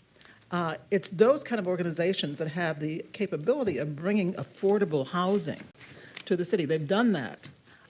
And the nonprofits are the ones who have the ability to do that and make sure that the things that you have said in terms of offering non-affordable housing is what these kind of organizations can do for us and have done in the past. But I do want to get to the agenda item that was postponed to next week, and that was regarding the adult use marijuana ordinance amendment. And as Pastor Kathleen Dessereau, I do have some questions for transparency that I wonder if you can help us with. I did bring up before, hi Pastor, how are you? I did bring up before that the closed session on August 15th, it seems that it was decided to change the scoring in order to benefit a particular organization, because when you came out of closed session without deliberation and without discussion, and this is the problem, this is what gets us into trouble by the Open Meetings Act, you said, and that President McGinnis did all the talking, that you had decided in closed session to make this change in the scoring, and you knew who would benefit from this. So those are just the kinds of things I brought into bringing up, because those are kinds of things that gets us into trouble. But also, as we're talking about that, and you were talking about that helping a lawsuit, there's another lawsuit that's still pending in federal court that's still troubling, that I wonder if we could have some transparency about. That's where they're suing the city for $60 million. Now, as we read this article in the Oakland Press, which tells us something about what's going on, they're accusing the city, two city officials, of coming and troubling them about the Crystal Lake development as well as recreational marijuana. So there's two questions. Number one, what do these two things have to do with each other? And number two, who are the city officials who put the city in this bind? I wondered if you could stand up and be transparent about this, because $60 million lawsuit that the city is facing is troublesome, particularly because the same law firm won a $31 million lawsuit against Sterling Heights for similar things. So I just would like to have some transparency about that. Thank you. Mr. Lynn Travis. Mr. Bill Maxey.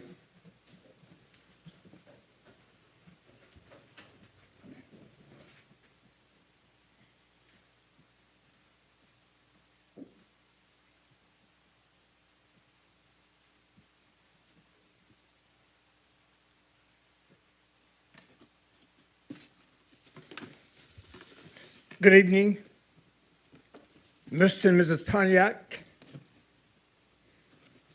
governors.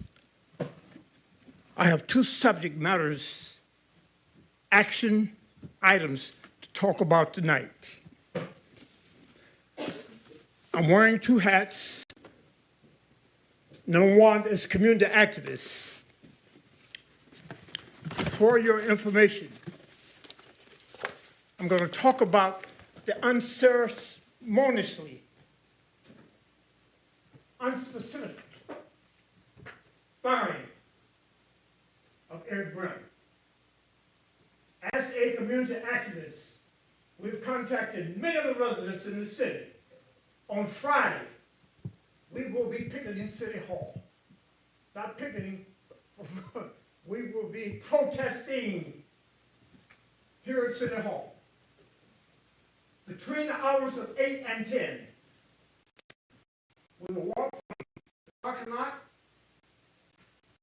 west onward, Pontiac, and around the parking lot. Why are we saying this? Actions speak louder than words. Title 7, 1964 Civil Rights Act. Unlawful firing of an employee. This is not an investigation. This is our overview. We have looked at, the team and I, all the documentation and the data that was presented to us.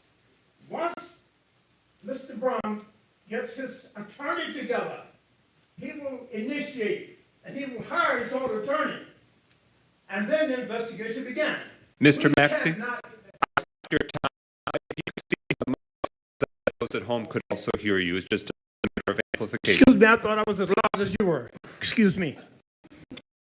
I will resume your clock. We, thank you. We, civil rights, community actions will not tolerate this. After the investigation, probably take months, but during the time, we're going to help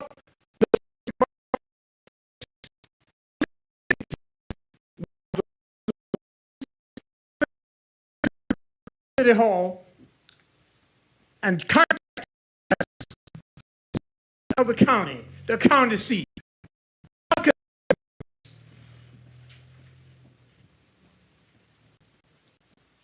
This is not the first time, well, publicly I've had this conversation. I've talked to the mayor and I've talked to the deputy mayor about the unhealthy environment in DPW, the unhealthy environment. And based upon that and the calls that we've got, my colleagues and I, this does not stand. 1964, Section 2002, Civil Rights Act, unlawful, paragraphs 1, 2, and 3. I'm asking citizens, go to your Facebook, come out and support our action. We will be protesting here at City Hall based on what I've just stated. That does conclude your time. Thank you. Thank you. Thank you, sir. Mr. Pastor Payton.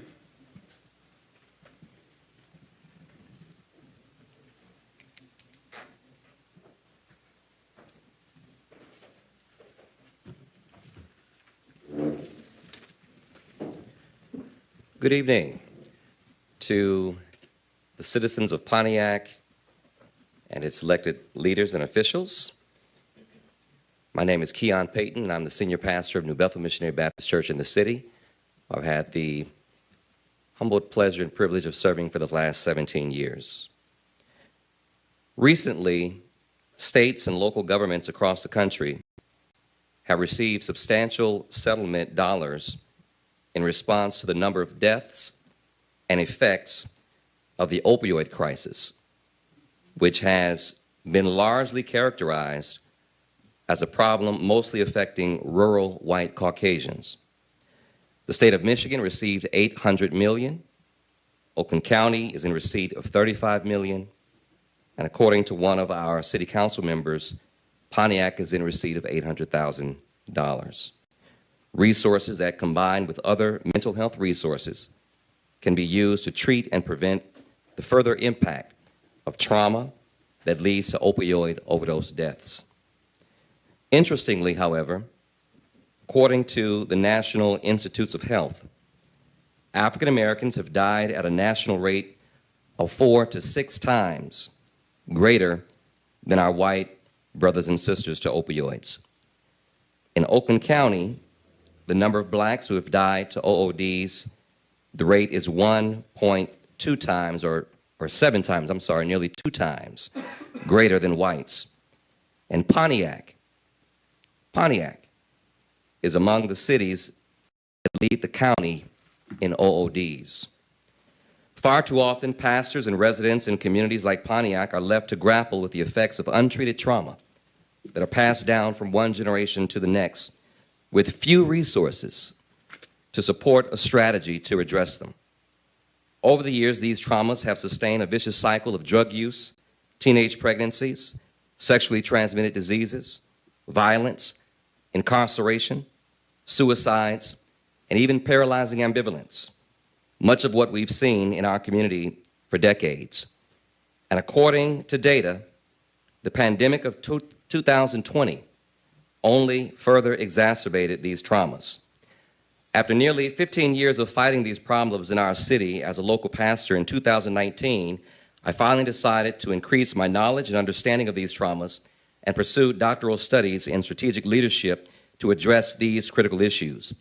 In 2021, I founded the Institute of Trauma and Economic Justice, better known as ITEJ, whose mission is to break the cycle of trauma by bringing together the collective resources of community to repair, reward, reconcile, and renew those most affected by trauma. For the last 12 months, ITEJ has been working collaboratively with the Michigan Department of Health and Human Services to provide training and educational awareness to local governments and organizations. We'll be hosting a major event on November the 30th, a statewide event and training, which will have satellite locations across the nation. Lastly, I'm here tonight with Laura Frankel, a member of my congregation whose daughter, Kendra Lynn Frankel, died this year. I eulogized her funeral. She died to accidental overdose, leaving behind a 5-year-old daughter, Phoenix Ray. We are here to make an appeal to this council and to our mayor to seriously consider allocating the needed resources that I have been requesting since this leadership took office. A comprehensive transdisciplinary strategy is needed to address these traumas, and we can no longer wait for the council and the mayor to act on these issues. Thank you. Thank you, Pastor Payton.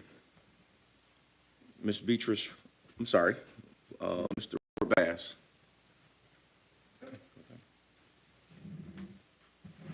Ms. Beatrice, right?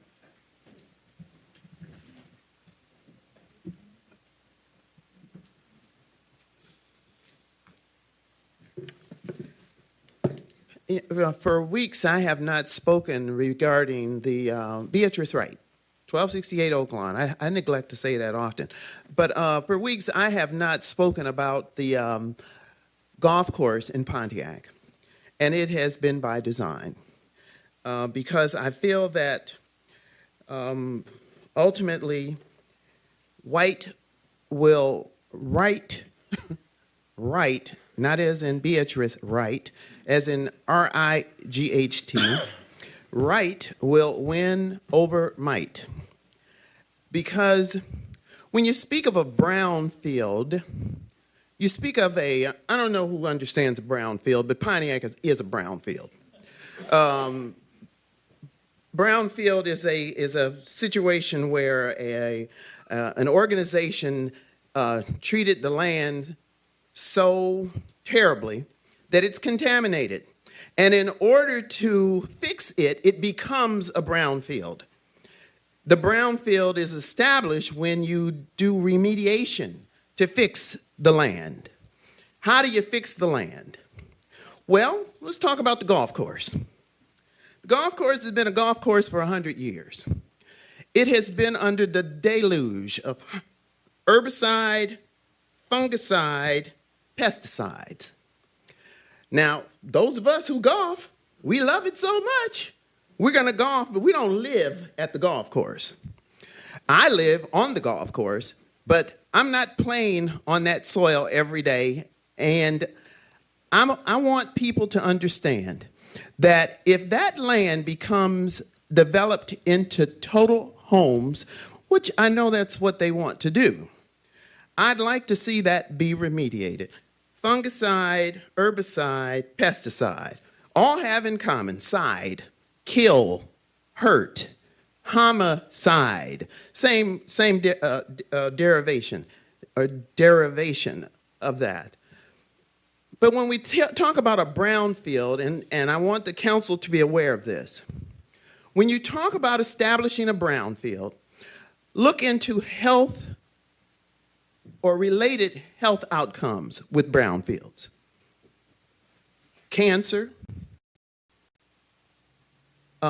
subjective poor health.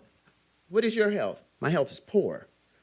All of these are an outcome of a brownfield.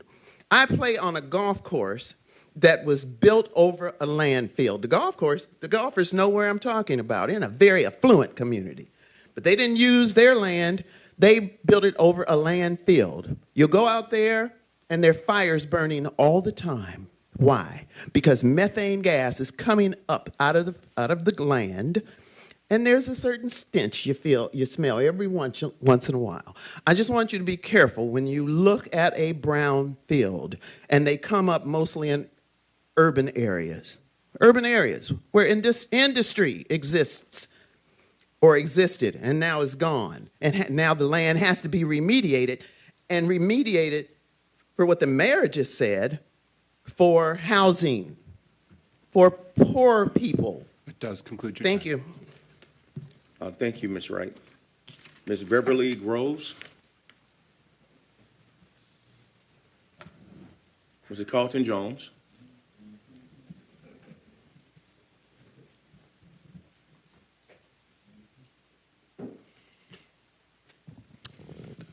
Thank you, Beatrice.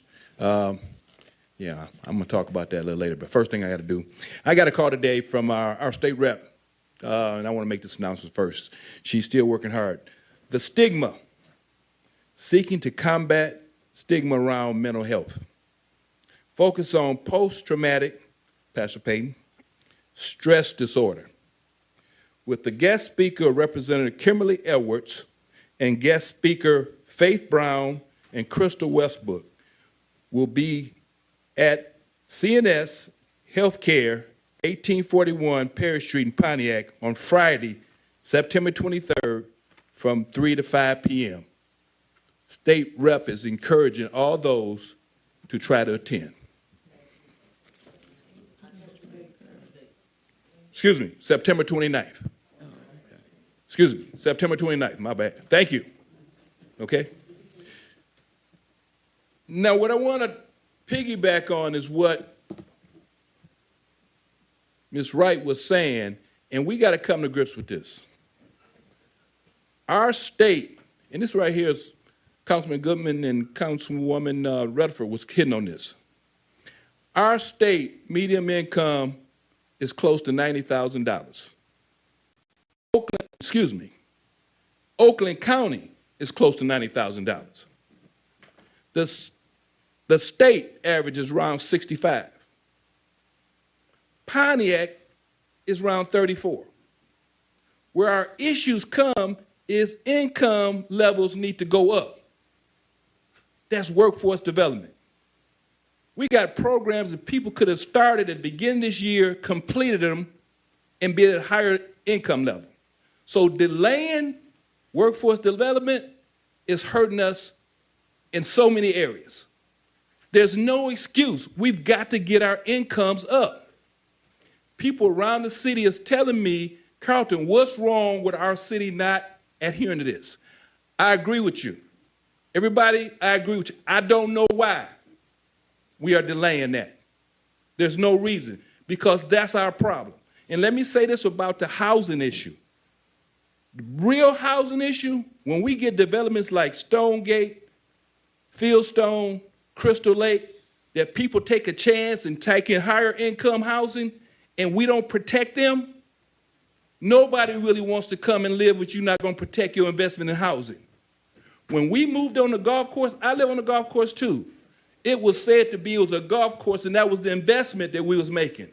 I can't say the city totally controls that, but zoning, we do control.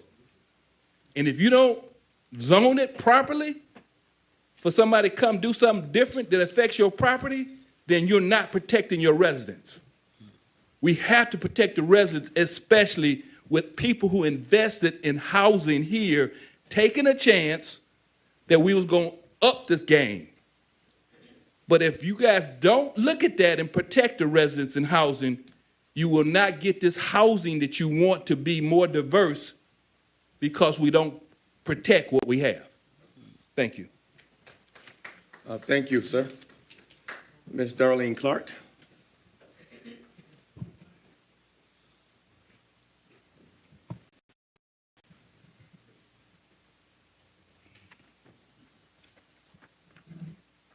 Darlene Clark, this right here, conversation what I'm talking about right now is for not so much as affordable housing, but for rent.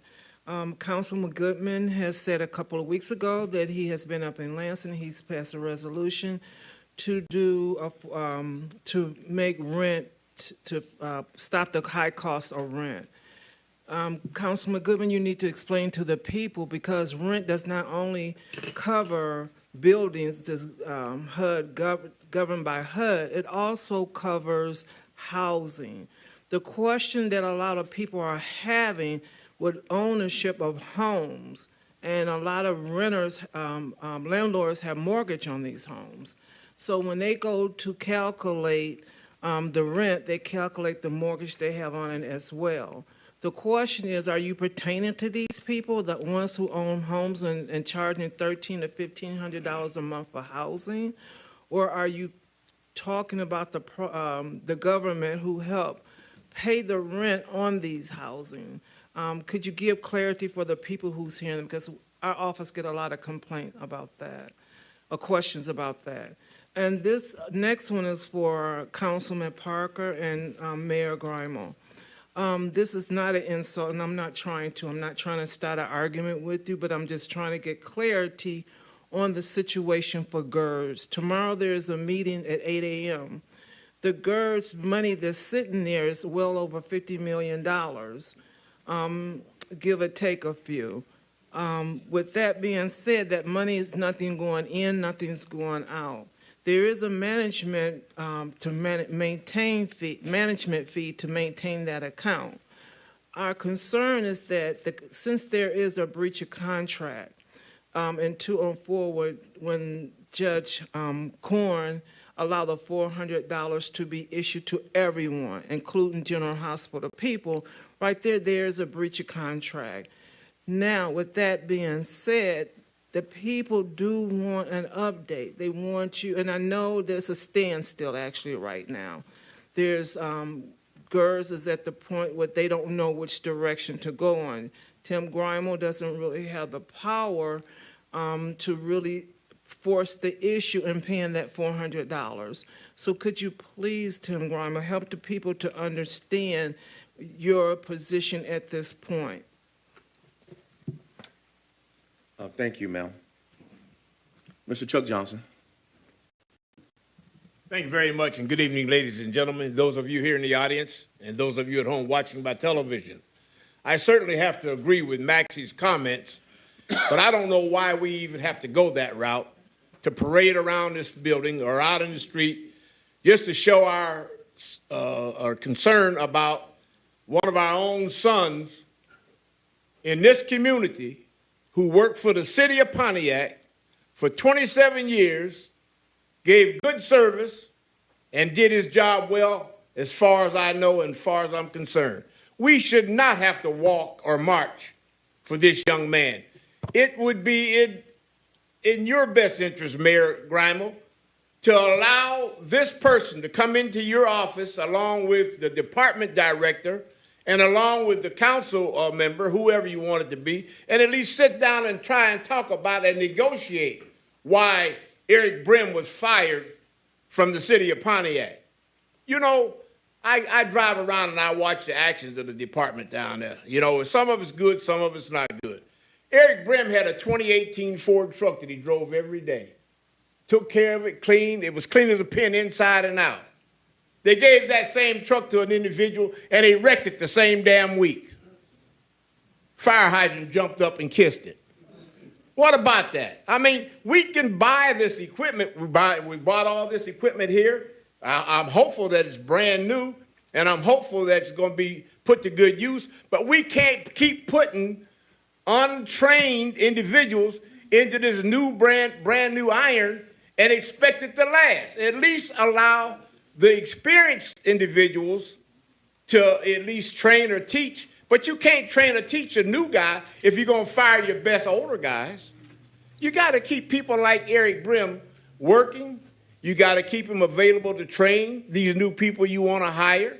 He has the knowledge of this city. There's nobody in the building department, in the right-of-way department down that knows any more about the city of Pontiac than Eric Brim. And you need to at least give an opportunity to sit down and have a conversation with this person. Now, talking about this equipment that you're buying on item number 6, that's all well and good, but I'm hoping that it's brand new, because the $1 million we spent for them damn sweepers is sitting in somewhere broke down. They have not been on a residential street since we owned them.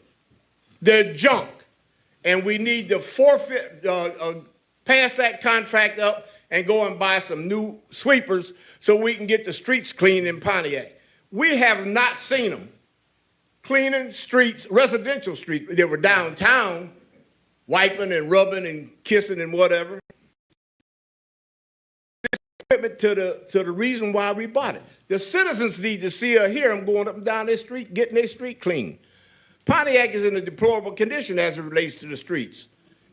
Let's get these sweepers out of our hair and get some good sweepers, Mayor. We need some good, clean sweepers that are very good. Let's get Eric Brim back on the job. So thank you.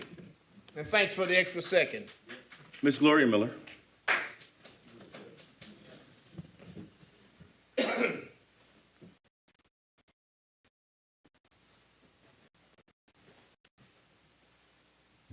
Somebody's pencil. I want to address, first of all, I want to address item number 6. The local, because I left my glasses in my purse. But anyway, in regards to the local, for you guys to get pay raises, I want to bring back to the city of Pontiac something that happened to me when we first got on council. We had them to meet, as the mayor stated, they meet every 2 years. Now, I'll tell you what this body does. They're getting ready to meet, so they explain it to the citizens out in the city of Pontiac about giving the council a raise. That's how they get their raise. So they can refer to give you guys a raise, or they can do. Well, in our case, they recommended that we receive a raise. Now, my council, the 10th council, said, we don't want a raise. The city was such bad need, we don't want a raise. We said that explicitly right on the floor. All of us, it was all together on that moment. But money changes people. When they start seeing it, change their mind. Some of my constituents, some of my colleagues changed their mind. I never did. I gave my money back. I got a check of it. I said I didn't want the raise, get the money back to the city of Pontiac. But our dear Mayor Waterman, she said, no, we're going to keep the raise. So we kept the raise. And I had no choice but to take it after a while. So I want to explain to the citizens of Pontiac, that's what that LOCC stands for. They're getting ready to give the council a raise recommendation. Councilman Parker, Emerson School, what is the status on Emerson School?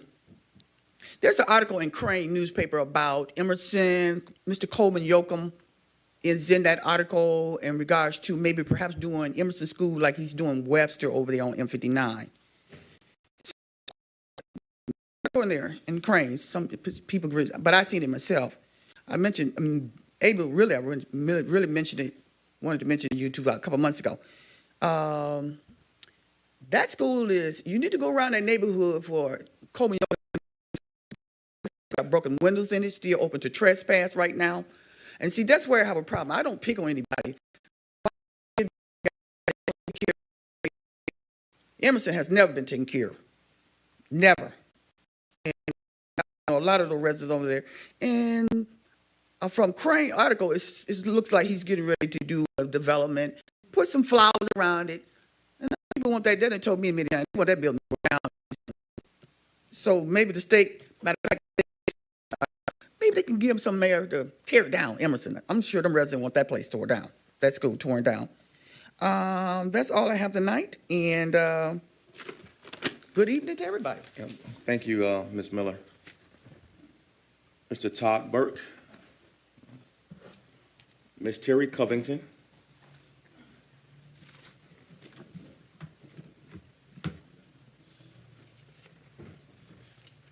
Good evening, Council, Mayor, Deputy Mayor. I'm here to talk about what's, it looks like it's coming up on the agenda. Number 13 and 15. I'm representing the Pontiac Alumni Foundation, as well as I'm on my third year working towards the Homecoming Steering Committee for the Pontiac community totally, not just alumni, but for our community. It's so important to me that you all participate in this weekend celebration for the students in our school district. We are also revealing the brick pavers that some of you purchased. That'll be Thursday at 12 noon. And I appreciate Calfani and his wife Alicia for buying bricks for the fundraiser for scholarships for our kids. Phase 1 is over. Phase 2 is starting very shortly. So you still have the opportunity to put your name and show support to our kids and our school district. On Friday, this is what's been missing in some of the flyers. On Friday, September 29th, our guest speaker is Sandy McDonald. He's coming back home. He's going to represent us in a forum at Reverend Coley Gracie's church, Shiloh on University, 474 University. We're going to talk about how alumni, parents, supporters, residents, staff, and the community at large, how we can support our school district, what we can do. We want to hear your ideas as well. What are we doing right? What are we doing wrong? We want to have that discussion. It'll be a Q&A. We're going to provide dinner. The tickets are $20. $10 of that will go to membership as a Pontiac alumni person. The other portions will go to various activities that we're planning. And the Pontiac Alumni Foundation is coming back, guys. We're going to do what we're supposed to do, but I need your support. In addition to that, we're going to start our first awards. We're calling them Community Impact Awards. Mike McGinnis is one of our awardees. There are several other persons that are involved as well. And I want to make sure that you all know that this community homecoming, it's important. Our kids on the football field are winning the first time in a long time. We need to fill those bleachers, not just their parents, but the community. We're going to have vendors, we're going to have tailgating, we'll have some food trucks for a while. This is going to be epic, and every year we make it better.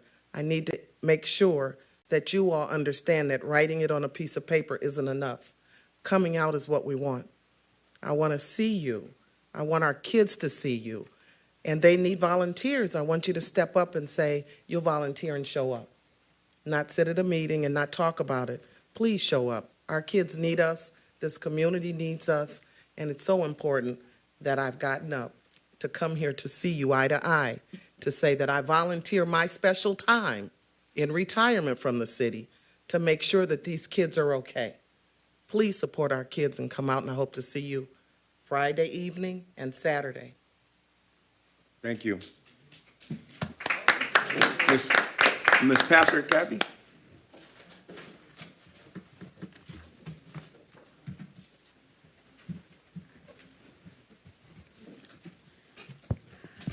First of all, I'd like to thank the DPW. The new street signs across Walton Boulevard are beautiful. We can actually see what street we're crossing. The intersection signs that are out in the intersection, it's really very well done. It looks beautiful. So thanks, guys. I also want to thank, I've been on mic before talking about our entryway road, that because it's a private road, we can't get it fixed. Miraculously, in the night a week ago, when we went in at night, it was a dump, and when we came out, somebody had filled it with tar. And we finally can drive our cars up and down our road and not through somebody else's parking lot. And so whoever did it, thank you. There's a lot of people that are pretty happy. Then I have one question. It was brought to my attention that we have had several additional hirees that were not in the original budget and or raises in salary that were not in the original budget. And some of the people in the public would like to know how many of each of those we have done and approximately how much additional monies that amounted to in this year's add-on. Thank you. Thank you. President McGinnis, that concludes public comment. Okay, just a quick housekeeping response to the last public comment. I believe, were you talking about city council staff specifically? Or just city? City in general. Oh, okay. Then I can't answer that off the cuff, but that's something that we can look at further. All right. We are now at communications. You can see the written communications, but this month we currently are celebrating Hispanic Heritage Month as the City of Pontiac. We have established that by City Council resolution that runs through October 15th of next month. Residents who are behind in paying their water bills, you have a few more days to participate in the temporary relief. You can get up to $1,500 in payments or stop a shut-off plan for your water. That's through OLSA and the Oakland County Water Resources Commission. So please, this expires on September 30th. Don't miss out if you still know somebody that can benefit. Pontiac Alumni 2023 Homecoming Spirit Week is underway. September 25th through 30th. You heard during her special time and her valuable time, Ms. Covington's given you an update on that, but we continue to encourage residents to participate. Goldner Walsh has their Containers and Cocktails event September 27th. The Historical Society is doing a Dishes Past historic cuisine dinner this Friday evening. You heard about the Homecoming Game Day on the 30th. District 1 has their meetings on the 30th. Going back, District 4 has their meeting this Thursday, correct, at 6 p.m. at New Mount Moriah. Global Jams Night at OU, it's happening at the Pontiac Art Theater October 5th. Care House of Oakland County has their Care Night Gala October 6th. There's a Pontiac Car Show and Woodward Scream Cruise at the History Center October 7th. And celebrating Hispanic Heritage Month at the Pontiac Creative Arts Center, there's a free art exhibit. La Mariposa exhibit opening reception is October 7th from 6 to 9 p.m. at the Creative Arts Center. More are listed, and you can always share with us or submit to the city's community calendar so that we can get the word out about events. We give the floor to Mayor Greimel for communications. Yeah, thank you. Three important announcements. Number one, as I'm sure most people have already observed, Orchard Lake Road is closed from roughly Voorhees to Old Telegraph. The reason for the need for that outright closure as opposed to just closing some lanes, the need for closing it in its entirety is because the bridge on Orchard Lake over the Clinton River has to be reconstructed as part of that resurfacing of Orchard Lake. And so that road will continue to remain closed until early November. That's the bad news. The good news, of course, is that once it reopens, we will have a beautiful resurfaced road there. And this is, of course, part of our ongoing effort to repair roads throughout the city. Also repaired this year were Jocelyn and Baldwin roads from Walton Boulevard north to the city boundary, Elizabeth Lake Road on the city's west side. Currently, we have Franklin Road that is under construction and being resurfaced. And then next year, we've got a couple of additional exciting road projects, including finally Gulf Drive and Bagley, as well as Martin Luther King Boulevard from M59 to Perry. So we're going to continue to ramp up our efforts to repair and resurface city streets and make sure that our citizens have the streets that they deserve. In addition, we've got a couple of events coming up. This Friday, September 29th at Hawthorne Park from 5 p.m. to 7:30 p.m. is an event that is being done in partnership with Oakland County Parks. As people know, Oakland County Parks will begin the day-to-day management of Hawthorne Oaks, soon to be rebranded as Pontiac Oaks. And that will occur, that transition will occur in the next couple weeks here in early October.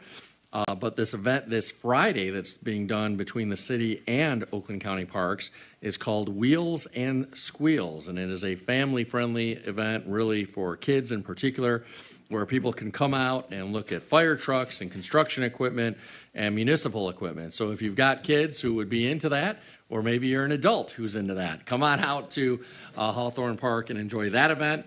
And then we have our second annual Pontiac Harvest Festival. This is being done by our Youth Recreation division. We're very excited about this event.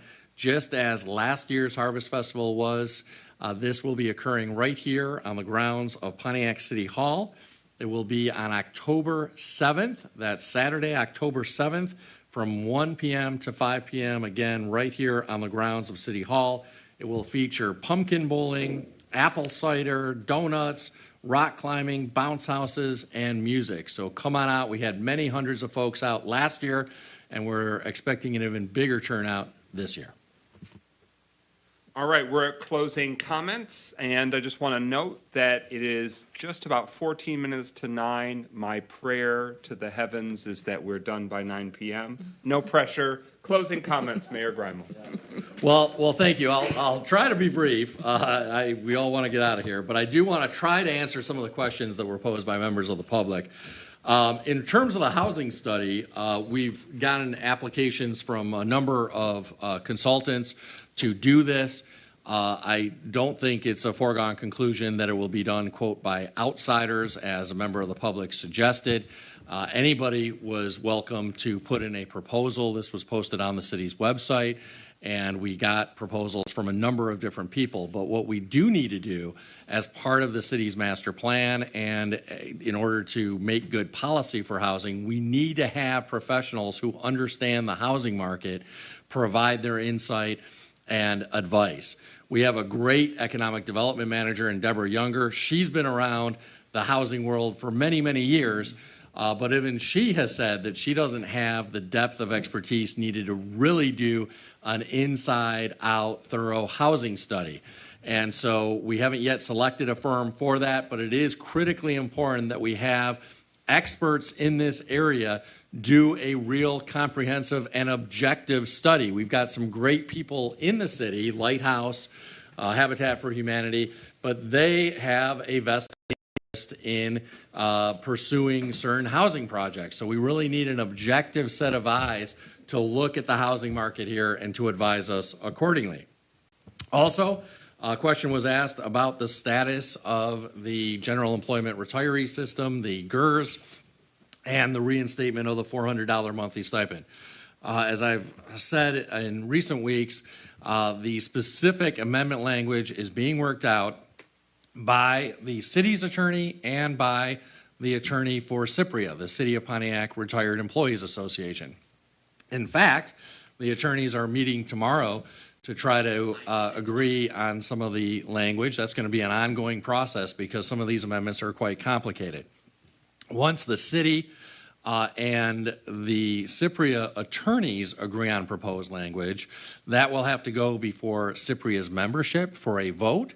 Then it will need to come before City Council for a vote, and then it will go before the judge for final approval. I know we've talked about this in past weeks, but again, just to reiterate the point that has been made in the past.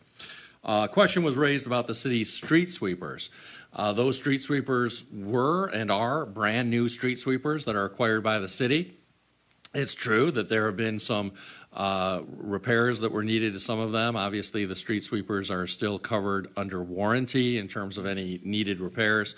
One of those street sweepers was just delivered to the city about a month ago because of supply chain problems. So just as lots of other vehicles are delayed because of supply chain problems, one of those street sweepers, even though City Council approved the purchase last spring, it was only delivered about a month ago. Those street sweepers have, in fact, been out in residential neighborhoods cleaning streets. I know that they haven't gotten around to every neighborhood yet, but they have been out cleaning residential streets. So I just want to set the record straight about that. In terms of the Local Officers Compensation Commission, this is established under state law, under city ordinance. It has to meet once every 2 years. That does not mean that it will recommend pay increases for city council or anyone else. That has to be determined by the members of this Local Officers Compensation Commission. There have been plenty of years in the past when they have met, as they are legally required to do, and have not made recommendations for pay increases. So I know that a member of the public suggested that somehow they're meeting with the intention of making recommended pay increases. That is not necessarily the case. They have to meet every 2 years, and there have been lots of years when they have not recommended pay increases, so I don't think people should jump to any conclusions about that. There was also a question asked about pay increases for city employees. I'll allow City Council to speak regarding City Council staff, but in terms of executive staff, there have not been any pay increases implemented for existing executive staff since the new budget went into effect on July 1st. City Council did pass a resolution authorizing a pay increase for a member of the executive staff, but we have not actually implemented a pay increase for that staff member, to answer the question from the audience. Deputy Mayor Stevens, closing comments. Thank you, Council President. I'll be very brief. Just want to remind the public that during citizen participation, each individual shall address the City Council in an orderly and dignified manner and shall not engage in conduct or language that impedes the orderly conduct of council meetings, including abusive language. Some of you may be wondering why I'm saying that, because tonight's meeting was amazing and beautiful.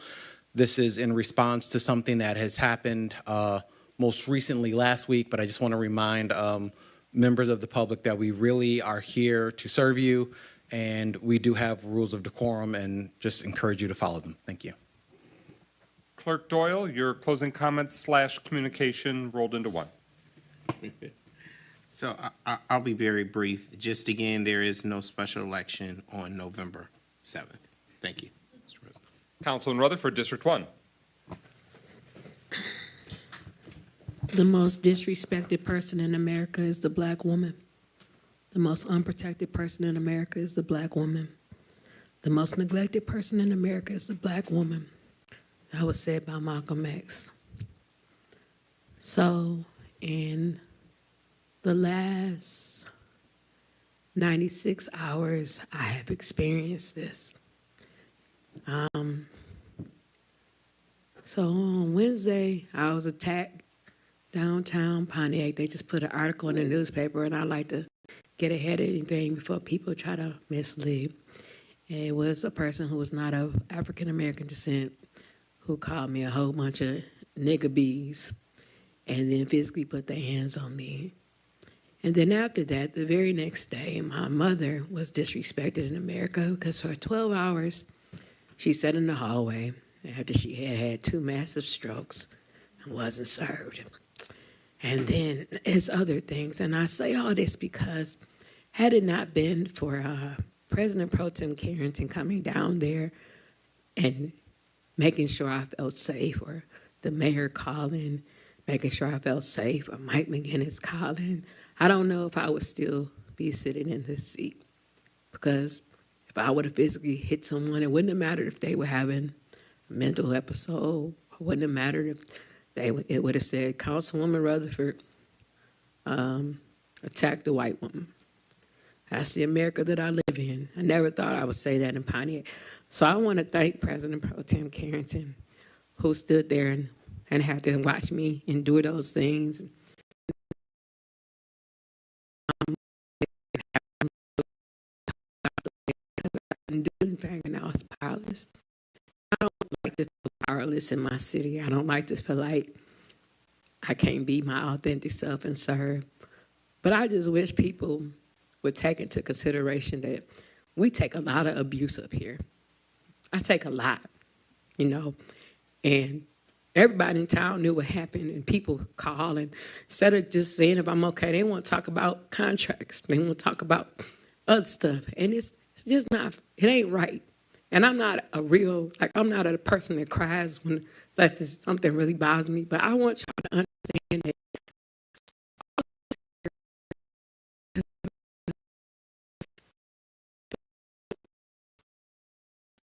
compassion, because from a person that suffers with PTSD, everything could have went wrong, but because of the skills that I've learned, it didn't happen. So And I ain't scared of nobody. Everybody know that. But some of y'all go too far. Y'all go too far. And, you know, y'all go too far. I really do, man. Because that was bad when I haven't said nothing. And Tim, I know I give you a hard time, but I thank you. But we got to stop because y'all fighting the wrong fights. We fighting to make sure we serve y'all. And yes, it's going to be frustrating. Yes, there are rules. And yes, there are things that are going to change. But the disrespect, I don't know about nobody else, but that I have endured, and ain't that many that took and socked in their face and slapped in their face and not responding. Ain't that many who get threats or cars keyed or people coming to your crib and going through your trash and stuff like that. And I never say nothing. But I want y'all to understand that we are here to serve. And you ain't got to like me, man. But some of y'all go too far. Y'all go too far. I want to also just remind everybody that we have a meeting September the 30th that's in District 1. And all of these complaints y'all have about code enforcement, y'all wasn't complaining when they wasn't doing nothing. Stop complaining now that they doing their job. The meeting is a District 1 meeting from 3 to 5 at the Alley Cat. I also want y'all to be praying for these kids that are getting ready to do on-site admissions coming up October the 12th. Again, I remind you that the event is going to be at Easter Market. If anybody want to get a ride and get their kids to be able to get on-site admissions, thank you. And lastly, I want to just shout out a woman who taught me how to take adversity and never fold it, never bend, never break, and that is Dr. Willie B. Aldridge. Dr. Willie B. Aldridge taught me that when you face adversity, you stand 10 toes down and stand up. And even when people smeared her name and misspoke about her, she still had integrity. And so that's what I'm reminded of, is that at the end of the day, it really isn't about Melanie Cherie Rutherford. It really isn't about this council. It's about the people that we serve. And if y'all showed us the same grace that I had to show being beat and hit and spit and called all them names, at the same grace I had to show when my mother was in the hospital fighting for her life, we would be a much better city. And to that I say good night. Councilman Nicholson, District 2. Love you, Mel. Just want to add on to the mayor's updates about streets. Hazel Street, we got the update last night. We're going to cross our fingers that they can get that work done on the timeline. We've got 2 weeks. Hopefully, we'll get that reopened. But more importantly, if you live in Pioneer Highlands, please do not make the illegal turn onto James K. We have talked with Sylvan Lake. They are not willing. They patrol that corner. Please do not make that turn. It is horribly dangerous. There's been accidents, and yes, they will continue to give tickets if you keep doing it. So don't call me and say, I got a ticket and I'm upset about this one. I've already told you that is a dangerous thing to do. Unfortunately, the only other entrance to that without going all the way up to Voorhees is Hazel, but we have to fix it. So we've got that underway. About 2 weeks, they're going to have a brand new street and curbs. It looks like they're really, really moving. So please do make that one little trip, one more block forward, turn left, and you can get into Pioneer Highlands. But also, don't take the first 2 lefts because those are no left turns as well. And please adhere to those traffic rules. They are set there with a lot of data and proven reasons. Other than that, wanted to let District 2 know that the rest of the prime beautification signs will be out before the end of the week. And let's keep it moving. District 3, Councilman Goodman. Good evening. So first of all, I want to just thank everyone for the support for not my resolution, but for the resolution for the UAW workers. I very much want to, one, answer a question from an audience member.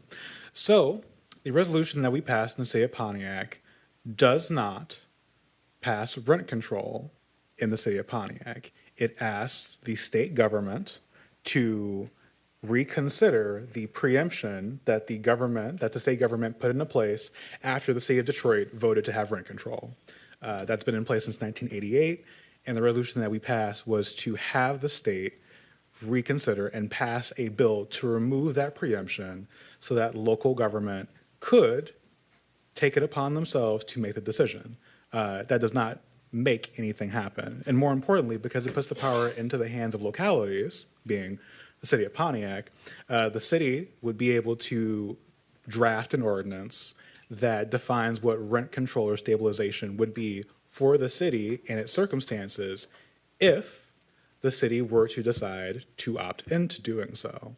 The resolution that we passed did nothing other than tell our representatives and the other representatives who are related to that bill what we would like to see them do.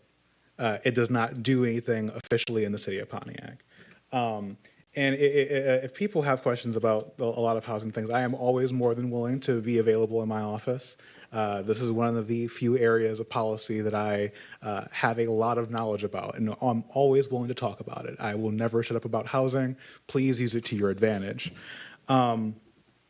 But separate of that, I hope that tonight, in multiple different ways, because there has been so many different things that have been covered that are like just either heavy or important. And I hope that people have been paying attention in one way or another, whether it be learning about housing and what is affordable in the city of Pontiac, the unfortunate situation that happened to my colleague, who I then did see a day later, and to still see her still be rattled up by it, it shows a need for a lot more things to happen. And it ties back to a larger point that as a community, we are trying to make change. We are trying to do things, at least what I would believe, together. Especially as a person who, for the record, did not take this position for any amount of money, because please do know that I was a kid raised in poverty my entire life. So the amount of money that the city gives city council realistically means nothing to a person who does not have an additional income. And do with that information what you may, but I don't think that any of us do this job for the compensation. I mean, I know for a fact that I don't. So with all that being said, I do have a specific thing that I do want to announce. In addition, so we saw the UAW resolution earlier. I will be holding a UAW town hall at the Crowfoot on Wednesday at 6 p.m. In coalition with not only myself, but the Detroit DSA chapter that I run, to allow the community to have a chance to, the community and the community larger than just Pontiac, to hear about the strike, hear from the workers themselves, and learn about the labor solidarity movement. So again, that'll be hosted at the Crowfoot at 6 p.m. In combination with, again, a couple different orgs, including the members and leadership of Local 653. So I hope that any of those of you who can come out absolutely do. And with that, I say good night. Thank you. District 4, Councilman James. Yes, I think we've already missed your timeline, Mr. President, but I'll try to be as brief as possible. First of all, our District 4 Community Council meeting is this Thursday, September 28th, 6 p.m. at the New Moriah International Church, located at 313 Walton Boulevard. We're going to have food.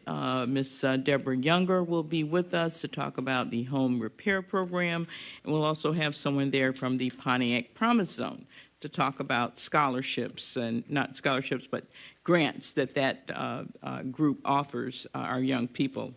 So, secondly, I want to mention in our approval, consent approval, we did acknowledge that October is Breast Cancer Awareness Month. And I have to say that our family lost a very, very close member. My niece died of breast cancer this month. And it's a devastating thing for families to deal with, to lose your young family member. She was 43 years old. She'd had breast cancer since 28.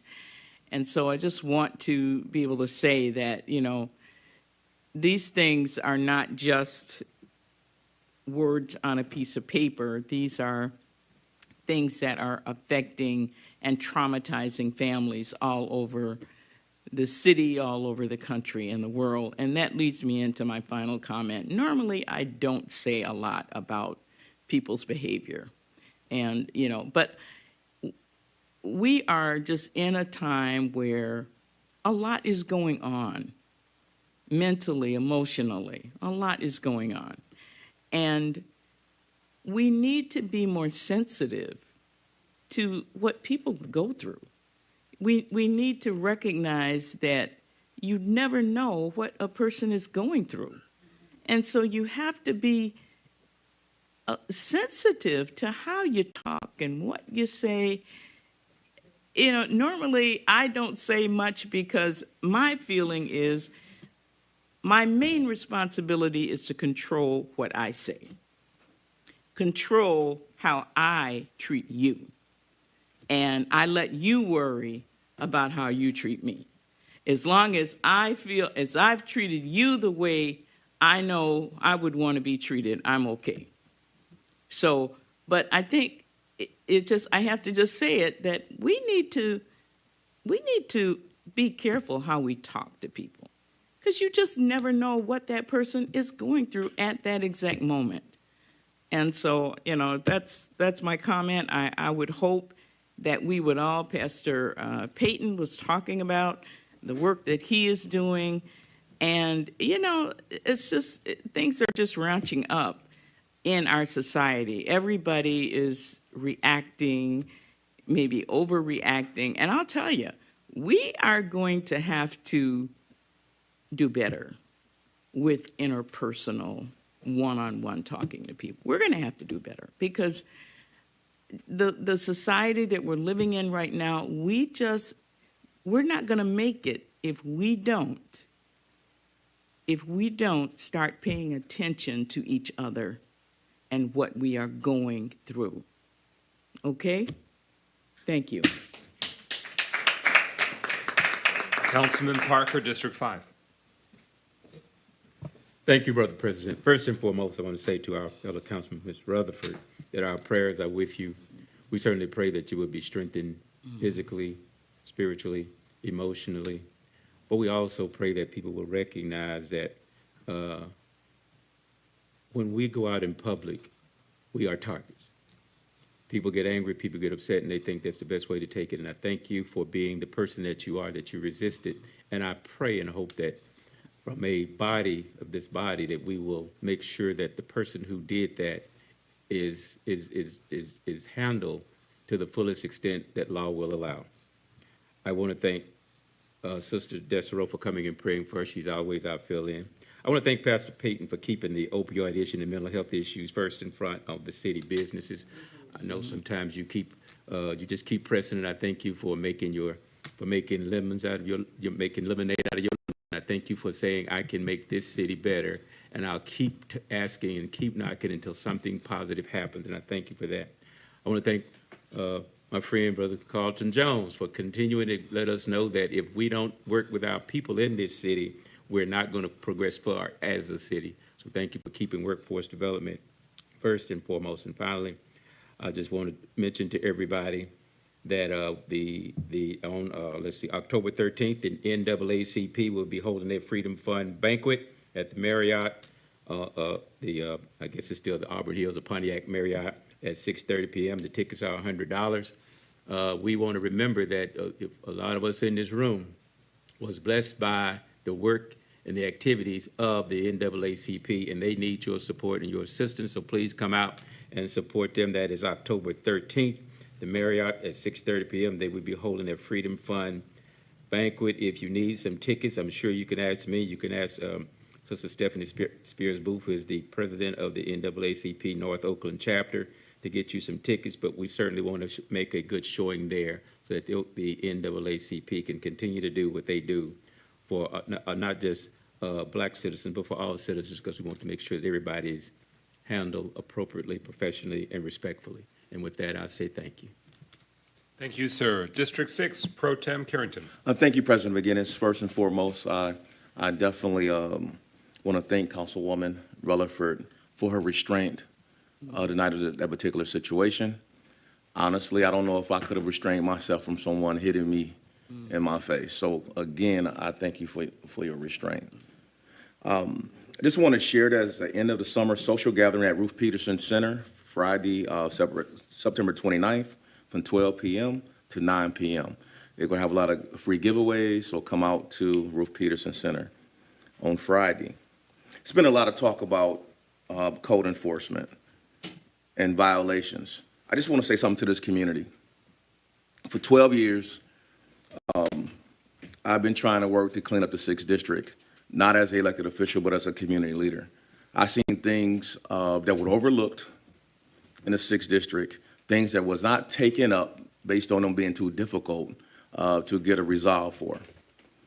Since the last year and a half, I've seen a very aggressive code enforcement department taking up these issues, trying to figure out how to get these particular issues into the courtroom so they can get resolved for the residents of my district.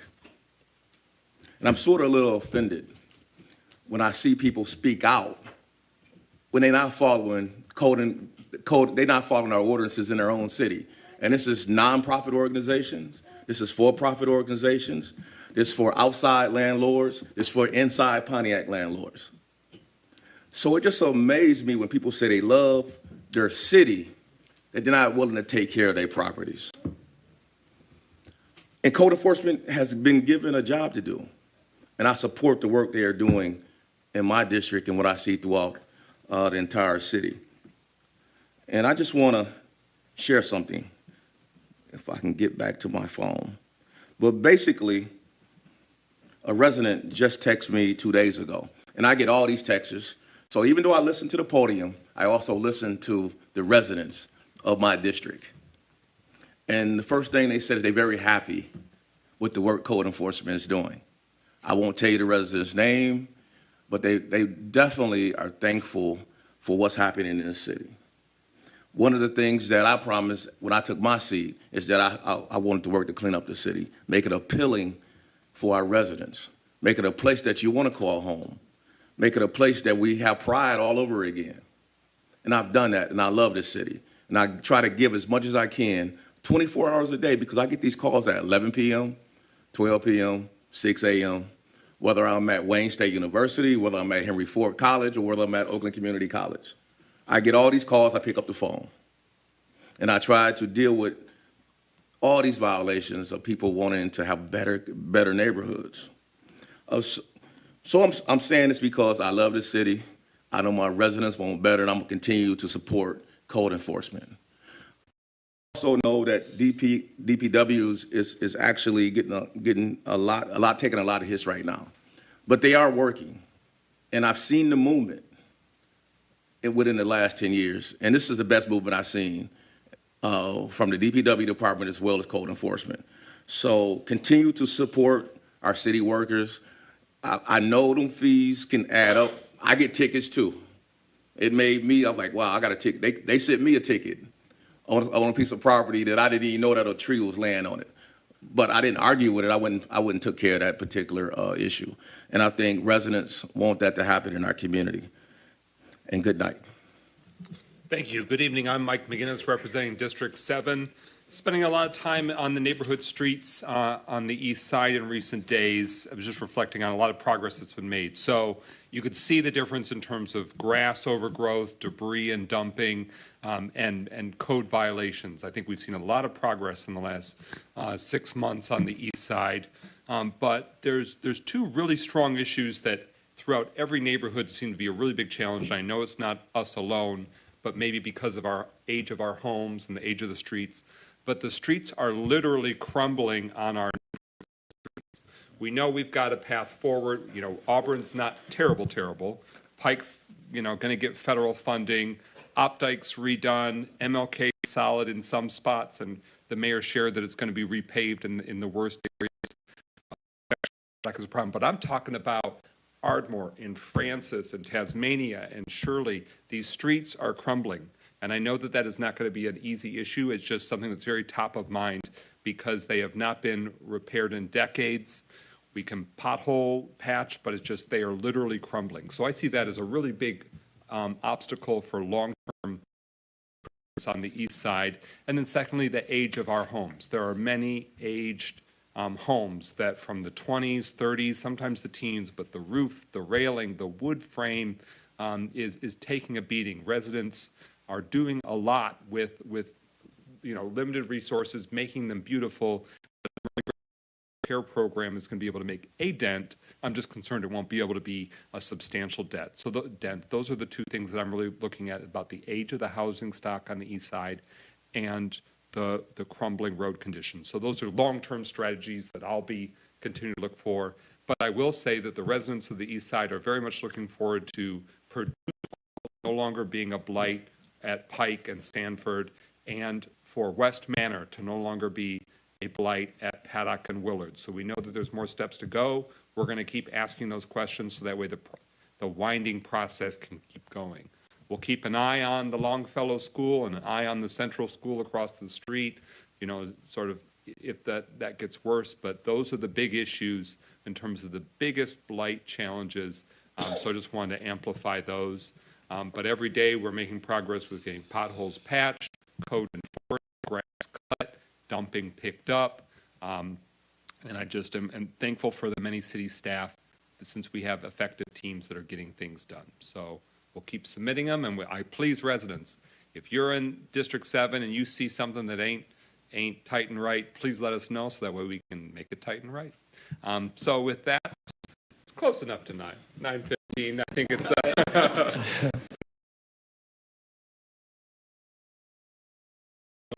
It has been moved by Councilman Nicholson, seconded by Councilman Parker, and welcomed by all. On the motion to adjourn, roll call, Clerk Doyle. Rutherford. Harrington. Yes. Goodman. Yes. James. Yes. McGinnis. Yes. Nicholson. Yes. Parker. Yes. 7 yeas. 7 yeas, that motion carries at 9:15.